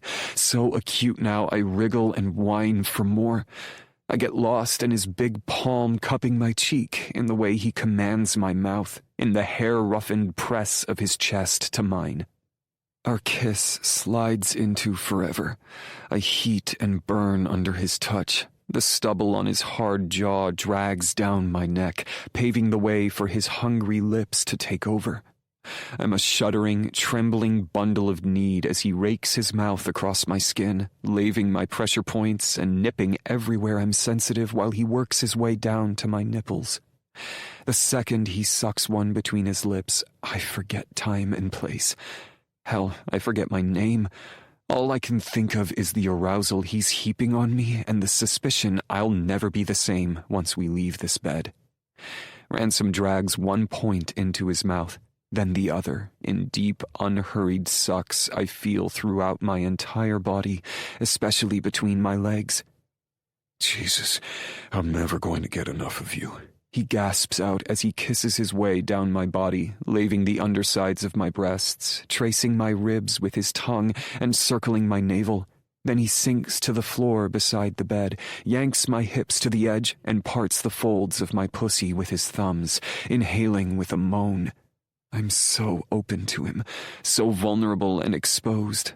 I tremble. My hips roll in need. You're pink and sweet.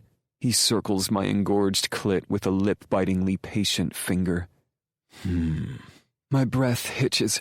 Every touch pings through my body down to my toes. The ache tightens. I'm already so close. Ransom. My voice sounds like a tortured, needy thing. Baby girl. Put your mouth on me. You mean lick your pussy until you come? I nod violently. Please. Instantly, he shoves my legs wider and drags his tongue through my folds like he's finally sampling the part of me he craves most, and he's not going to stop until I give up my resistance and surrender to pleasure. At the feel of his hot breath and burning tongue, I cry out and buck up. He grabs my hips and holds me where he wants me, then lashes my most sensitive flesh again and again. My cheeks go hot. My heart roars. My need gathers and climbs. I fist the comforter, trying to resist surrendering so fast, but Ransom isn't having it. He toys with me, controlling my body until I'm clawing and begging. It isn't long before I am. Oh my, please, I pant, raking my hands into his thick hair and trying desperately to tug at his scalp. Anything to be nearer to him. Yes, so close. Then he stops, instead kissing his way up to my belly until he rests his chin on my mound. His black eyes all but inhale me. I know. Of course he does. He's taunting me, giving me a smug smile while he flicks the pad of his thumb over my clit so slowly I can't possibly come. But I can absolutely suffer. Ransom. Begging won't sway me, baby girl. You teased me. I didn't mean to, I whine. Yes, you did. I told you to expect payback. He pauses his insufferably unhurried caress to lick me again, long and with a moan, like I'm the sweetest candy he's ever had on his tongue. But I bite back the rest of my protest. I have no defense. But what? I love you like this. Flushed cheeks, writhing hips. You spread yourself wide open for me, and I didn't even have to ask. And that pussy is so wet, just waiting for me to fuck you. I am. I want you. I'm ready. Now, please. What's your rush? He asks before he glides his tongue over my distended nubbin again, nudges it with his nose as he inhales my scent, then resumes with his thumb and a wrenchingly slow stroke. Without thought, I mule, spreading myself open even wider, arching my stabbing nipples as I plead for more. Ransom! We have all night, baby girl. Not if he burns me alive first. I'm so agonizingly close to the kind of orgasm I've never felt. It's epic, like something from a book, almost too fantastical to believe. And the first time you come for me, you're going to do it on my cock. My pulse jumps. Yes. You're going to do it more than once. The ache between my legs tightens. Yes. And I'm going to be looking into your eyes as you fall apart for me. At his words, I gush. Yes. I want to watch pleasure ripple through him, too, and know I'm making him feel good. I want to look into his soul and see the love I feel reflected back at me. I want to know unequivocally that I'm his and he's mine. There's a clock on the nightstand, and he glances at it, licks me one last time, then shimmies his way up my body, pausing to nip at my hip bone, then to tongue his way up my stomach, and finally to suck in the tingling, tender tips of my breasts again before he closes his mouth over mine, plunging deep. Following the urgent slide of his tongue against mine, he finally comes up for air. And I'm stunned to realize he's unzipped his pants, shoved them around his hips, and wedged himself between my thighs. The head of his cock presses against my opening. With one powerful thrust, he'll be inside me. There's an hour left of your birthday, Havana. Let's see how many times I can make you scream for me. Yes, please, now. I want that so bad. But first, there's something I should tell you. I'm a virgin. Chapter 5. Ransom. My jaw drops. My heart stops. She can't be a virgin? At her shy nod, I swallow back my shock. Holy shit. After all the things I vowed to do to her, Baby girl, if I'd known... I wouldn't have wanted you to change a thing. You know what you need in a woman. I want to be everything to you. Jesus, as if I needed to fall deeper in love with her. You already are. How is it possible no man has ever... Especially my son. You two were together for weeks. And I know Ethan. He's impatient. I love him, but he's still at the stupid stage where if a girl isn't putting out, he has no use for her. Eventually, he'll learn better, but his hormones are making his decisions these days. I put him off. He felt sorry enough for me to let me stay in your guest room, but he quickly moved on. What made you say no? After all, she must have known Ethan's reputation when they started dating. He wasn't you. She lifts her head and places a slow, soft kiss on my lips that melts me. I took one look at you and fell in love. That makes two of us. Oh, baby girl. We should talk more, but later. Now I really need to connect with her in the most primal way. I'm going to make you mine, Havana Smith, and there's no coming back from that. You'll stay mine. Promise? Forever. You on the pill? I hate to be practical, but I have to know what I'm dealing with. I want to make sure she's thinking of the possible consequences. No, I've never had a reason. And I don't have any condoms. God damn it. If we do this now, you could get pregnant. We can wait until we've got protection. I'm not 16 anymore. I'd like to start a family. And I want to do it the right way this time, with the right woman. She shakes her head. I don't want to wait. As long as we're together, I'll be happy. That's what I want too. And this moment, this woman, feels perfect. I kick off my jeans and shove down my boxers, gratified when they find their way to the floor. Then I slide my hands up Havana's body. I lift her arms over her head and lock our fingers together. We will be. Ready? She bites her lip and wraps her legs around me. I was ready the minute I met you. Oh, fuck. Though everything about her turns me on, her big, open heart might be the most arousing. But when she lifts her hips and rolls them under me, it's a close second. Suddenly I get her message.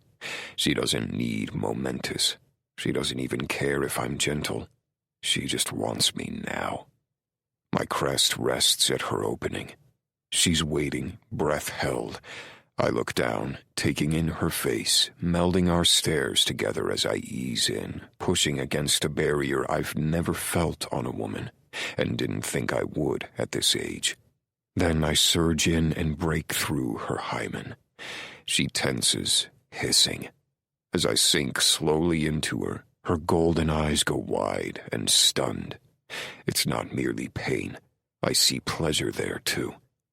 God knows the feel of her gripping me is like a fire raising up my shaft. By the time I'm completely submerged in her tight inferno of a cunt, I'm sweating. She's like nothing I've ever felt in my life. Oh, Havana. Experimentally, I ease out, then press in again. She exhales, her head falls back, her eyes close. Already she's rising up to meet my next thrust, and the way she offers me her vulnerable throat, then undulates to give me her swollen-tipped tits, I swallow back my lust. I'm a grown man, damn it, with a man's stamina and lasting power, but this girl is undoing me. I need to make her come so I can let go. Hurt? I ask as I flex my hips and gently press deeper. At first, now it just feels... She pants. Good. We're going to upgrade that to orgasmic. Patience starts to run thin as need turns thick. I shift her hands into one of mine and take hold of her wrists, pinning them to the mattress above her head. I push my free hand under her hip and lift her for my next stroke before I settle her knee in the crook of my elbow. I open her wide. I slide deeper than ever. Then I press my forehead to hers. I drill down into her eyes, into her body, rocking her rhythmically up the mattress as her pupils dilate, her mouth gapes open, and her pussy tightens. Ransom! Yeah, I'm getting to her. I'm rubbing her sweet spot with every plunge in, pressing ruthlessly against her clit, and she's beginning to writhe under me, fighting me to free her arms. I tighten my grip on her wrists because I know what she needs. Feel good, baby girl? Yes! I lengthen the stroke, keep it slow and steady, making sure I push in and bottom out every single time. Soon, she's frantic under me, wildly bucking, eyes panicked. Her pussy just keeps clamping tighter and tighter. You close? Yes! She whines like I've wrung the word from her, like she's in agony, and I'm the instrument of her pain, like she won't last even another few seconds. I slow my stroke. How about now? No, please, more, faster. I don't. It's killing me, but I'm going to wrest this one from her. I want the first time I give her pleasure to be so monumental that she remembers it. But to get her there quickly, to connect with her even more, I fuse my lips to hers and plow my tongue into her mouth, tasting her sweetness. It backfires. She starts to unravel me. Being so deep inside her in every way I've imagined fucks with my head. I pull my lips free, and all the filthy things I've been thinking come spewing out. There won't be another day in your life that I'm not in this pussy, reminding you that you're mine. Yes, I know. Because she can sense I'm not a good man. I want it. She breathes. You're going to take me, baby girl. All the time. She gasps. Heat claws up her chest to rosy her cheeks as her cunt clamps down, and she screams out for me. Ransom! Motherfucking son of a bitch. That's so good I can't think about anything except her. I squeeze my eyes shut to keep my shit wired tight and thrust through her slick, swollen tissues until she finally lets out a shuddering breath and goes limp. I hold on, barely, by the skin of my teeth, on a wing and a prayer, but I'm desperate. Fuck, I'm dying. I have to come inside Havana or I'm going to lose my goddamn mind. I'm going to take her with me this time. You okay? A little lopsided smile crosses her face. Better than okay. I feel great. Then you can come again. I don't think that's possible. Sure it is. Instead of waiting for an argument, I pull out of her pussy just enough to flip her to her knees. Then I push her cheek to the soft comforter and tilt her hips up to me. When I align my cock at her opening again, I see a smear of blood. The sight makes me feral. I settle one fist in her hair and the other over her clit. I can't stop myself. I bang into her, against her lush ass poised in the air, and sink deeper with every stroke. Her pussy will be sore tomorrow, and I really will spend all day apologizing to her with my tongue. I'll lap at her until it feels better, and she's used to coming against my mouth. But right now I have a single-minded animal need to fill her wet, welcoming depths, to hear her pleasure screeching in my ears again, and to spray her unprotected womb with my seed. Yeah, it's a dangerous game since my life is so fucked up. I'll fix it. Until then, my head tells me to pull out of Havana and not risk getting her pregnant. But the imperative to join with her in every way is impossible to deny. Sweat beads my brow. My gut cramps. My cock swells and turns to steel. And she's feeling it too, since she twists and cries out underneath me, rocking onto my hand, then back up to take every one of my inches each time I shove deep.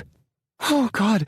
You feel me throbbing inside you, baby girl? Yes, she shouts, squeezing the comforter in her fist. That's it. Fuck my hand while I fuck you. I press the feel of my palm against her hard bud. She bucks harder, shoving her cunt back at me.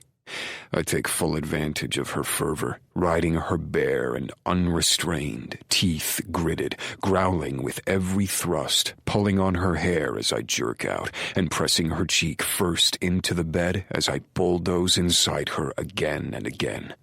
Suddenly, she's clamping down on me and screaming, her body jolting as if I'm shoving her full of voltage with each thrust. Her back flushes with color as perspiration sheens her skin. She lets out sounds somewhere between gasps and hoarse squeals, gushing onto my hand as her pleasure goes on and on. It's the hottest thing I've ever experienced. It sets me off like nothing ever has. I plow into her like a wild man, teeth bared, growling low, and unleash a flood her little pussy struggles to contain. But she still pulses and sucks more out of me until I'm sure my heart is going to give out. Until I know I'm never going to be the same. She crumbles beneath me. I collapse on top of her and gather her close, loving the way we melt together. Mine. I murmur in her ear. Yours, she whispers. Always. Havana. After a shower in which we kiss slowly and refuse to leave each other's arms, Ransom pulls me back to the bed, settles me into the center of the mattress, then works his big cock inside me again to love me slow and strong. I would have sworn I was too exhausted to feel anything below my waist. He quickly shows me how wrong I am. In fact, I have another pair of screaming orgasms to give him. He takes both greedily. At midnight, he rolls to my side and gathers me against his big body. I don't think I've felt this safe since I was a little girl, and my daddy used to tuck me in with a story and a kiss on the forehead. Did you have a good birthday, baby girl? He brushes lazy fingertips along my shoulder. I smile in the darkness. It didn't start that great, but it ended amazing. Glad to hear it. I felt like it was my birthday, too. I cuddle up tighter and press a kiss to his lips. I love you. He leans over me, eyes searching mine in the shadows, trying to see if I mean it. I love you too. And I don't want to leave this cloud of bliss just yet. You deserve a lifetime of it. But we need to talk. It's okay. I knew this was coming. We do. First, I'm sorry about the way things happened tonight. I had no reason to think I was being followed. I never want to put you in danger. But I don't want to leave you. Ever. I don't want you to go. You have to be careful. No, safe. Whatever's going on, can you get out of it? So you're not putting yourself at risk? You deserve explanations and assurances. I wish I could give them to you, but I'm ass-deep in something dangerous now. Even you knowing about it could be fatal. So the best way I can ensure you're unharmed is to keep you in the dark and stay in your shadows until this blows over. I don't know if I can handle that. What if something happens to him? How will I know? How will I cope? How would I go on without him? But what choice do I have? Will you ever be able to tell me what's going on? Why you got shot? Who's out to hurt you? If you're a good guy or bad? Someday, yeah.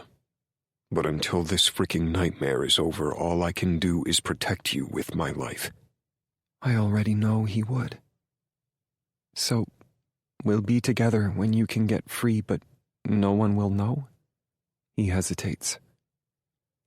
I wish I could give you more. Hell, I want to give you the world. But for now, that's all I can promise.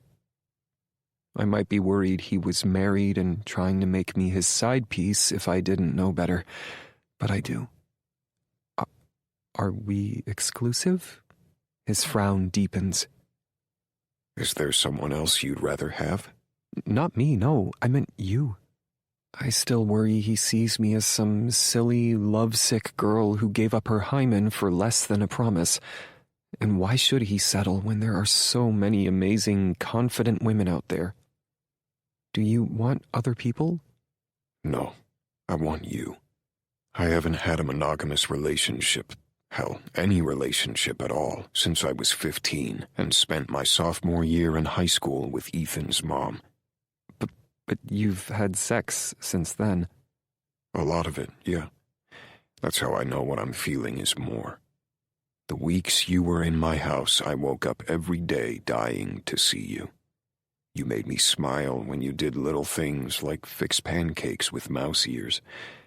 You made me laugh when you told me those awful jokes you'd heard on the radio. You made me harder than hell when you wore those skin-hugging, stretchy pants and did yoga in my living room. Just by being there, you made me look forward to life. Do you know how long it's been since I felt anything like that? Years, decades. It's as if you breathed fresh air into my existence, Havana. Really? He actually wants me for me? Yeah. And that morning when you kissed me, there was no way I couldn't kiss you back. That's how else I knew you were special. Just kissing you made me feel way more than an erection. It might sound corny, but I felt you with my heart. It doesn't sound corny because for me it was the same. Kissing you made me feel truly alive for the first time. My hope for the future was dead until you. I got into dangerous shit because I really thought I'd spend the rest of my life alone. I couldn't even see a future with anyone. Just college and vet school. Until you, that's all I ever wanted. Ransom rolls me flat to my back, covers my body with his, and presses a fierce kiss to my lips. Automatically, I spread my legs for him. He slides inside me and nuzzles his face against my neck, stroking me slowly. It doesn't take long for him to rev me up, as if I'm attuned to his body, as if every nerve ending is hypersensitive. His possession leads to an inevitable free fall into ecstasy. Just before I tumble over, he cups my face, teeth bared, stare drilling me with the same intensity as his body. I'm going to make this right for you, for us. I promise. Yes, I believe him. I'm going to marry you and fill the house with our babies. The idea of being pregnant by this man who's only whispered about love in the dark should terrify me. Instead, I'm excited. I'm thrilled with our future. No matter what happens, I'll figure out how to go to college, how to excel at vet school. But if I have this man and our children too, I'll have everything. Yes! It's the last thing I scream as I claw my nails into his back, earning me a growl of purely male pleasure before we both give over to the combustive need neither of us can deny. Chapter 6. Ransom.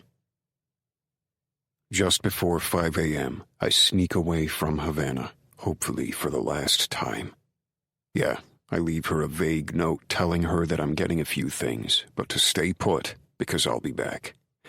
I hate to leave as much as I hate to lie to her, but I've had it. This shit ends today. I find her keys in the kitchen. The kitten I spotted earlier sees me and makes another beeline under the sofa.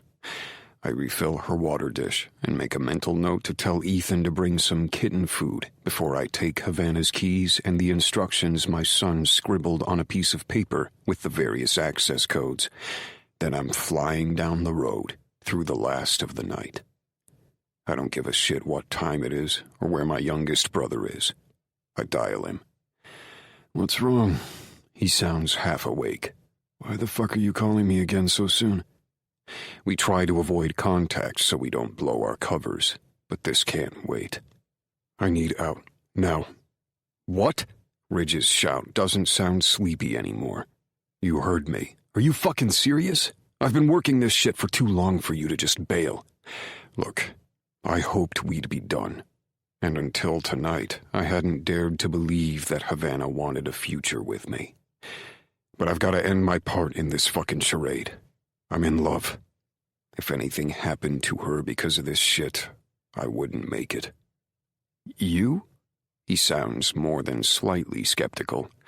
That's no surprise. I've been saying for almost 2 decades that I'd never settle down, never have more kids, and never let another woman have that much power in my life. Ethan's mom, Lydia, was enough. Then I met Havana.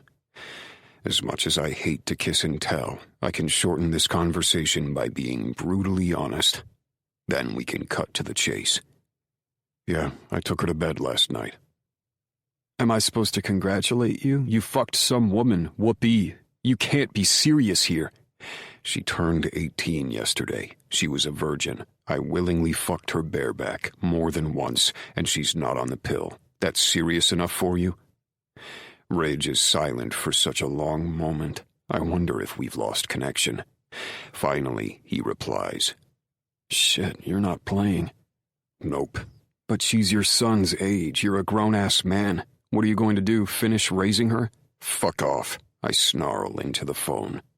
I called to give you a heads up. I plan to dust Paul Carboni pronto so he can't come after me again. I can do Donzelli, too. Since I'm a dead man, neither will see me coming, and no one will suspect me. God knows they deserve it for selling human beings like sacks of groceries. It will also get you a step closer to getting out of this shitty mess. What you do with the opportunity is up to you. I'm hanging up now. Wait, I didn't mean to piss you off. I'm just saying Lydia did a number on you, and this girl... Havana, he snorts. With a name like that, I'm guessing she has a fuck-me mouth and great tits. Shut up. So she doesn't? She does, and not for anything will I admit that. Ridge will underestimate and undervalue her. I refuse to let him. That's what I thought. My brother drawls. You can't be into Havana for her intellect. I grip my phone tighter, fighting a growl. You don't know her, so stop making assumptions. She's way more mature than Lydia, who had everything handed to her as a kid. Havana has been on her own for 2 years. She's got the biggest fucking heart. She wants to be a vet. She's smart enough to do it, too. And by the way, I'm still here for you to bitch at because she saved my life last night. So back the fuck down. I'm telling you I want out, and this is how it's going to go down. Okay, sorry, I didn't know. It's been a long night, and I've got major problems here. That worries me. Ridge always takes on a mountain of danger and never complains. Do you need help? If I do, I'll let you know. Look, I think I speak for Rand and Rush, too, when I say we don't want another girl to trample your heart and fuck up your life. He sighs. Does Havana really make you happy? Can you live with this girl for a month, a year, the rest of your life? Ridge means well. I remind myself of that and do my best not to bite off his head. Yeah. I won't say the age difference didn't give me pause, man. I tried to resist. God, I fucking tried, but when you know, you know. At least according to Rand and Rush. They're right. Before I can ask my youngest brother why he's convinced of that, too, he goes on. Listen, don't touch Donzelli. He's mine. The truth is, I need out, too. Like, now. I think I finally have enough evidence, and I have an idea. So, let's move on this. Ridge wants out of a case? Away from danger? That's never happened. Ever. If I enjoy adrenaline, my youngest brother is an addict. In the past, he's constantly thrown himself into danger, half the time just for the thrill. You're serious? Yeah, I, met someone too. When? And is she the reason he's been balls to the wall on this case since the start of the new year? Recently, and she's fucking here now. What? He's getting laid in the middle of an op? What have you been doing all night? Long story. You be careful with this girl. Havana. It's not lost on me that he's more concerned about me getting serious with her than he is about the fact I was shot twice last night. Then again, I know a bullet wound often heals faster than a broken heart. You be careful there too, bro. Stay focused. Get Donzelli done soon. Tell me when Paulie is dead, then I'll make my move. We're on the same page. Is he already home? Yep, it's just Rudy, Sal, and some of the other guys. Let me know once you've iced that stupid bastard. Be safe. I've got to go. I don't even get to say goodbye before he hangs up. I would have liked to ask more questions, but Ridge is a man on a mission. I hope like hell for his sake and the woman he's lost his heart to that they stay safe. That place Ridge has been infiltrating is a den of wolves. Then I put my concern for my younger brother aside. If he needs me, he'll call. We reach out sparingly because no one we're double-crossing on this case has any idea we're brothers or business partners, but Ridge knows I'm here for him. I always have been, and I always will be. Now, it's time for me to take care of business, so I point Havana's ride toward an old garage Ridge and I keep for our toys. I park her car safely and lock it inside, out of sight. Then I pick up some hardware, fold myself into a sleek black sedan with windows tinted every bit as dark as the law allows, and head toward the swanky end of town. When I roll past Paul's house, it's dark inside. The sky is still inky black, and his Mercedes, which probably got scratched to shit last night, is parked out front. According to Ridge, Paul Carboni is forever trying to get laid and always striking out.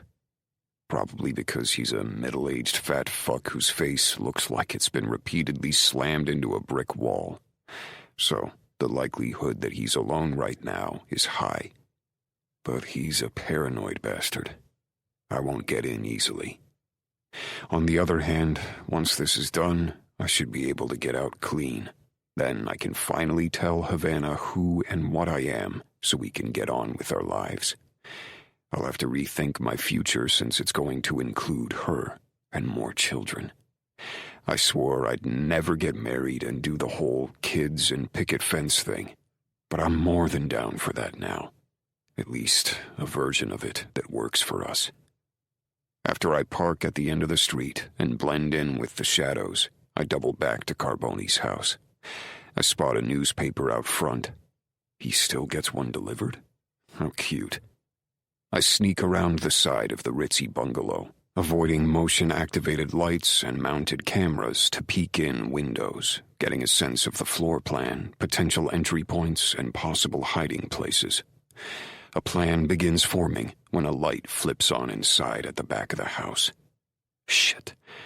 Easing behind a hedge, I hug the fence as the slider to the patio opens.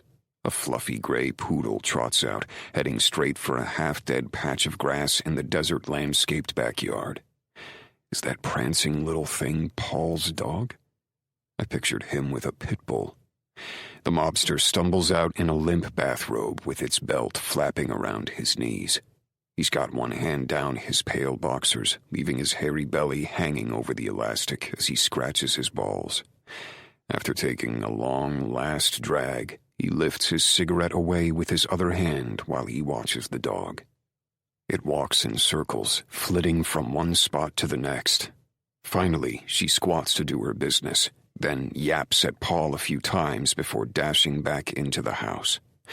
Paul puts his cigarette out in a flower pot beside the door and steps back inside.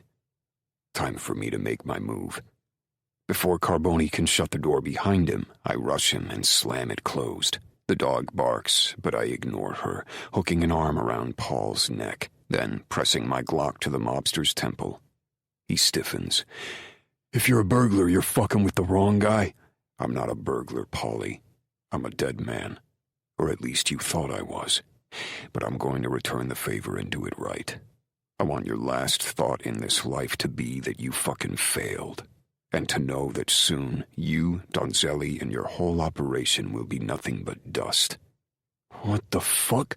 In the precious time it takes him to spew those 3 words, I yank the tie free from the loops of his bathrobe, coil it around his neck, and pull back with all my strength. Immediately, he starts choking, flailing, and fighting. But I'm younger, in better shape, and absolutely determined. Sure, he's got his survival instinct working for him. And yeah, it would be easier to simply shoot him, but a lot louder and messier and less satisfying. He's done this, and worse, to scores of powerless victims. He should go out knowing how it feels to be tortured out of his very last breath. He grabs at the tie, grunting and kicking as he tries to turn back to me, but I hold firm, twisting the tie tighter and tighter around his neck until his grunts turn to choking coughs. Even in the shadows, I see him turning red. The dog continues yapping as Paul's movements turn sluggish, then stop altogether as he slides to the floor. I tug one last time and hold the noose in place for another couple of minutes before I finally let go. The scum isn't coming back. Then good riddance. A quick glance around the kitchen tells me the dog has plenty of food and water. Havana would kill me if I left his pet in distress. The police will find Paul Carboni's body before too much longer. I'll make sure of that. And someone will take care of the pooch. Then I shove the bathrobe tie in my pocket, slip out the back door, cling to the last of the shadows as I creep back to the car, and disappear from Paul's neighborhood like I was never there. After a quick stop at a hole-in-the-wall diner that I know has zero security equipment and about the same number of customers at this hour, I swipe a cigarette lighter from an older woman's table when she's not looking, head into the men's room, and burn the bathrobe tie. Less than 2 minutes later, I wash my hands, clandestinely return the lighter, get a cup of coffee to go, then text my brother one word. Done. Finally, I slide back into the car, run a necessary errand, pick up another item I've had stashed away for weeks, and head back to our love shack so the life I really want, with the woman I love, can hopefully begin. Havana. I have no idea what time it is when I roll over in one of the most comfortable beds I've ever slept in and stretch. 2 things startle me from my drowsy state. First, everything between my legs is deliciously tender. Second, there's a hard, naked body next to mine. Ransom. The night comes rushing back as I wake to find him lying beside me, his black eyes tender. He draws me closer and presses a kiss to my forehead. Morning.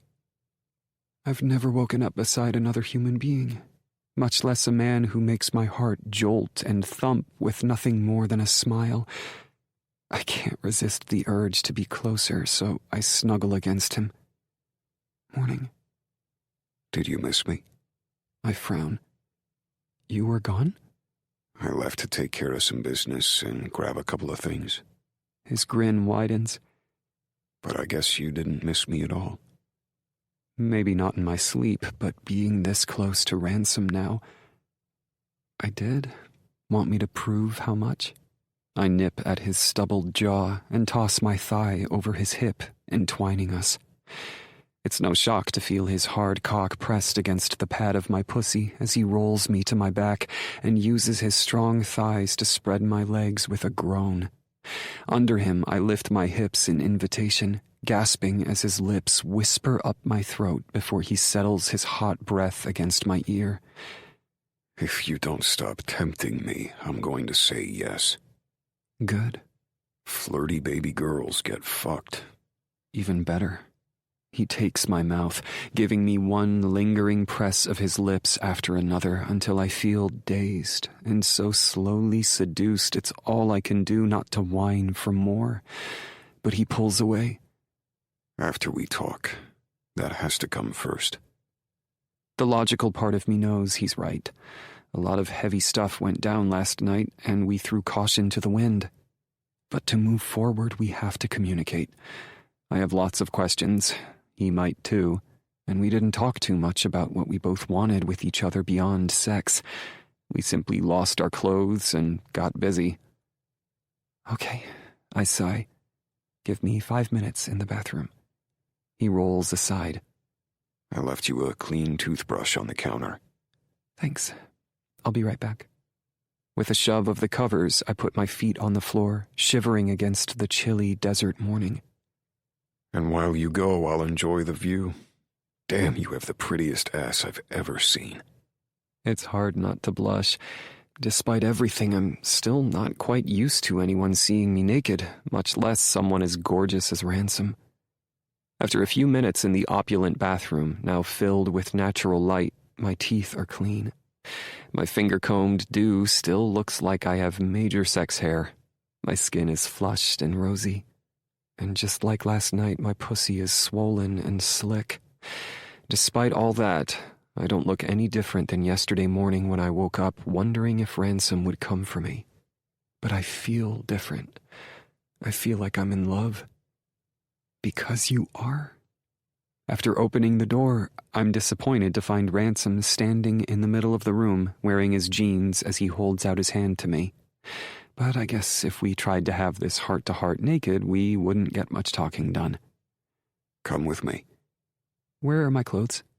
Another sly grin crosses his face. You don't need them. So you won't find me distracting? I tease him by dragging my fingers slowly across my thighs, barely stopping short of my pussy. His hot stare follows the motion. Oh, I do.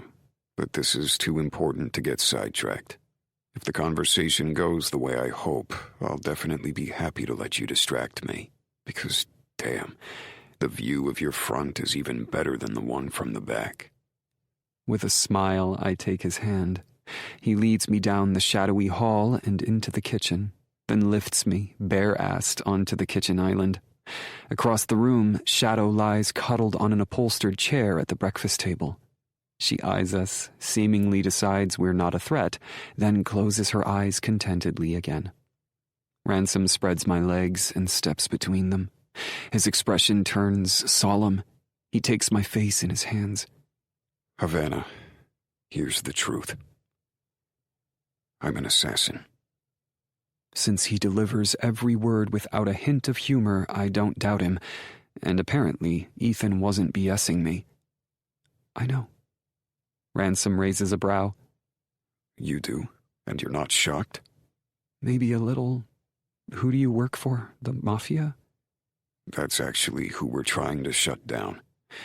The truth is, my youngest brother, Ridge, and I went into business together to take cases too dirty for the cops or the feds. Before that, we both served in different branches of the military. I was a SEAL, Ridge was Delta Force, Army. Rand and Rush were Marines. So he's not one of the bad guys. My gut told me that all along. It was my head, trying to protect my heart, that filled me with doubt. That's badass. He gives me a cynical shrug. It also means we've all done things for God and country we never anticipated, and we're not particularly proud of. When an enemy combatant needed ending off the normal field of battle, I was usually chosen. They called me Glacier. Ransom looks like he expects me to be horrified and walk away from him. I get the feeling he's been judged before, so I blank my face and listen. You were doing your job, and you got out. He nods. About 5 years ago. Ethan's mom, Lydia, called to tell me she couldn't handle him anymore and asked if I wanted full custody. I won't diss her because she did the hardest parts, birthing and getting him through the first 14 years. But she was a child raising a child, and she didn't always put Ethan first. My hitch was about up, and I'd been contemplating lucrative offers from the private sector. The timing worked out, so I left the Navy and took Ethan. A few years ago, Ridge left Delta Force to tackle this bitch of a case. Personal reasons, he said.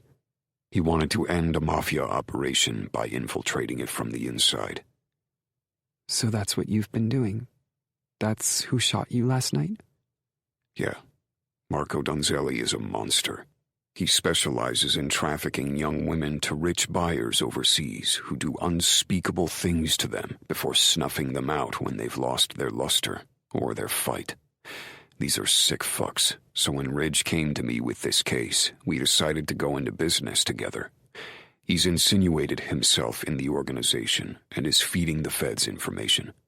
I've been posing as a rival setting up shop. Donzelli's right hand, Paul Carboni, was the one who tried to cap me last night. He won't have that chance again. I made sure of it. Meaning he killed the guy? Then again, what was Ransom supposed to do? The mobster wouldn't have hesitated to off him. When? This morning. He looks really fucking collected for someone who ended another person's life mere hours ago, but maybe he's at peace knowing he put a stop to someone who only hurts others. Wow. That means my part of this case is over. Ridge is almost ready to cash out and end Donzelli. Then it will be done.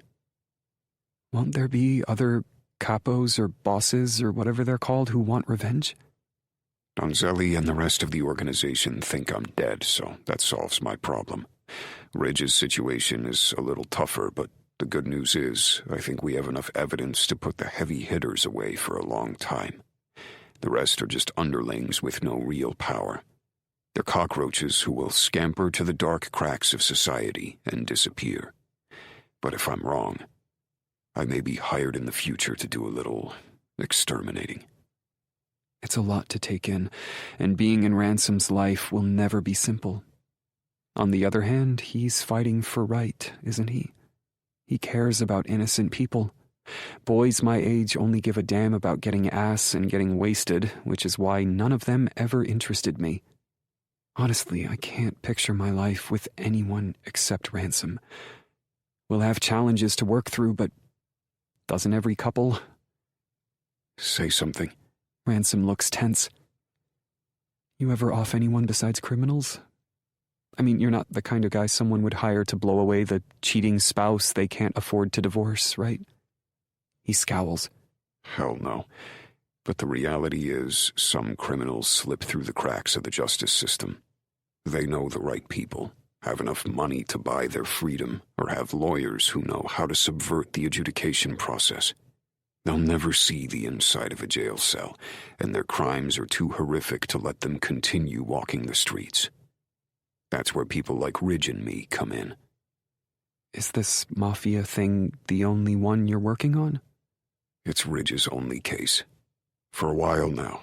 This has been my main focus for a few months, too, but I've got other cases backburnered. It will be nice to pivot back to some that don't require me to use my particular skill. Ransom has a good heart. It isn't his words alone that convince me. I see it in his eyes. I feel it in his touch. I know it in the way he's finished raising Ethan. Ransom is solid. He's honest. He's everything I could ever want. Thank you for telling me all that. But if you thought that would get rid of me, I'm sorry to disappoint you. I'm still stuck on you. His smile as he pulls me closer is full of relief. I'm not trying to get rid of you at all, baby girl. In fact... He pulls something from his pocket, then opens his palm to reveal a sparkling diamond solitaire. How about marrying me? Oh my God, that ring in his palm. Hell, the earnest expression on his face tells me he's totally serious. My eyes widen. I clap a hand over my gaping mouth. But I know what I want. I know who my heart belongs to. Yes! I've never considered myself a super emotional girl, but the joy on his face as he whoops and slides the ring on my finger has my eyes welling with tears. When the band fits perfectly, as if it was made just for me, the drops fall down my cheeks. Ransom cups my face in his hands. I love you, Havana. I'm going to make you so happy. I love you too. We're going to make each other happy.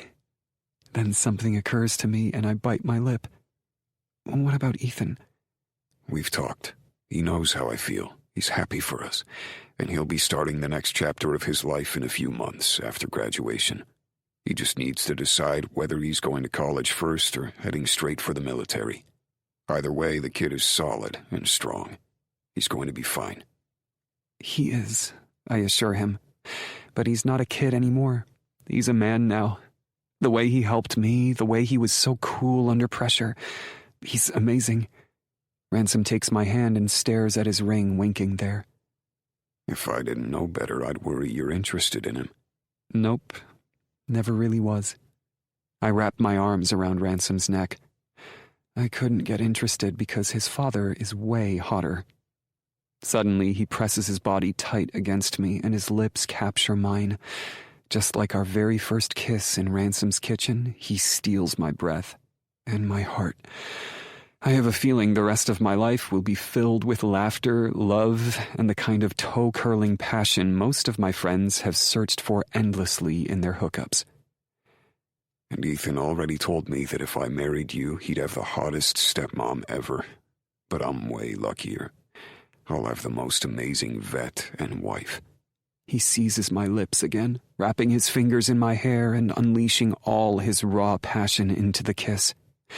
When he finally pulls away, I'm panting hard, squirming on the granite, and praying he has plans to take me to bed again soon. So, how fast can we get married? In a hurry? Yeah, I'm about 2 minutes away from picking you up off that counter and taking you back to bed. You're still not on the pill. I didn't stop for condoms, so... If we keep this up, I'm going to get pregnant. Unless we decide to stop having sex before the wedding. Is that what you want? If it is, I'll wait, baby girl. What? It's sweet of him to offer, but... No, you said you'd take me back to bed in 2 minutes. The clock is ticking. His wide grin matches my smile. Yes, ma'am. I aim to please. How does a wedding next weekend sound? I'd say today, but I'd like to give my parents and my brothers the opportunity to be here. Even a week leaves me virtually no time to find a dress or plan a wedding, but it's Vegas. Someone can snap their fingers and make all that happen. Plus, I don't care that much about the pomp. I just want to marry Ransom and start our amazing life together. Perfect. We'll let everyone know. Soon. First, I have one more surprise for you. Whatever he's cooking up is keeping me from the orgasms he's so great at giving, and every time I'm in the same room with Ransom, I just want to be close to him.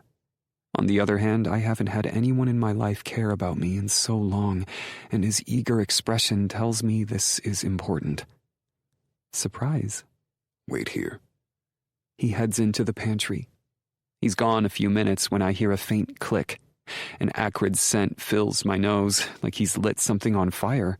Then he turns, holding a fluffy round cake with pristine white frosting and 18 lit candles flickering with every step he takes toward me. Oh my God! What an incredibly sweet gesture. Ransom may be rough and dirty and badass, but he melts my heart. Happy birthday to you. Happy birthday to you. He sings, then sets the cake on the island beside me. Blow out your candles, baby girl. Make a wish. I turn to the cake and sit cross-legged, biting my lip, then look up at him with my heart in my eyes. I don't need to. You already made it come true. This concludes Seduced by the Assassin by Shayla Black, narrated by Jason Clark. Copyright 2021 by Shelley Bradley, LLC. This unabridged audiobook is published by arrangement with Shelley Bradley, LLC, care of the Whalen Agency, Limited, and was produced in the year 2022 by Tantor Media, Incorporated, a division of Recorded Books, which holds the copyright thereto. Please visit Tantor.com for more information on our growing library of unabridged audiobooks.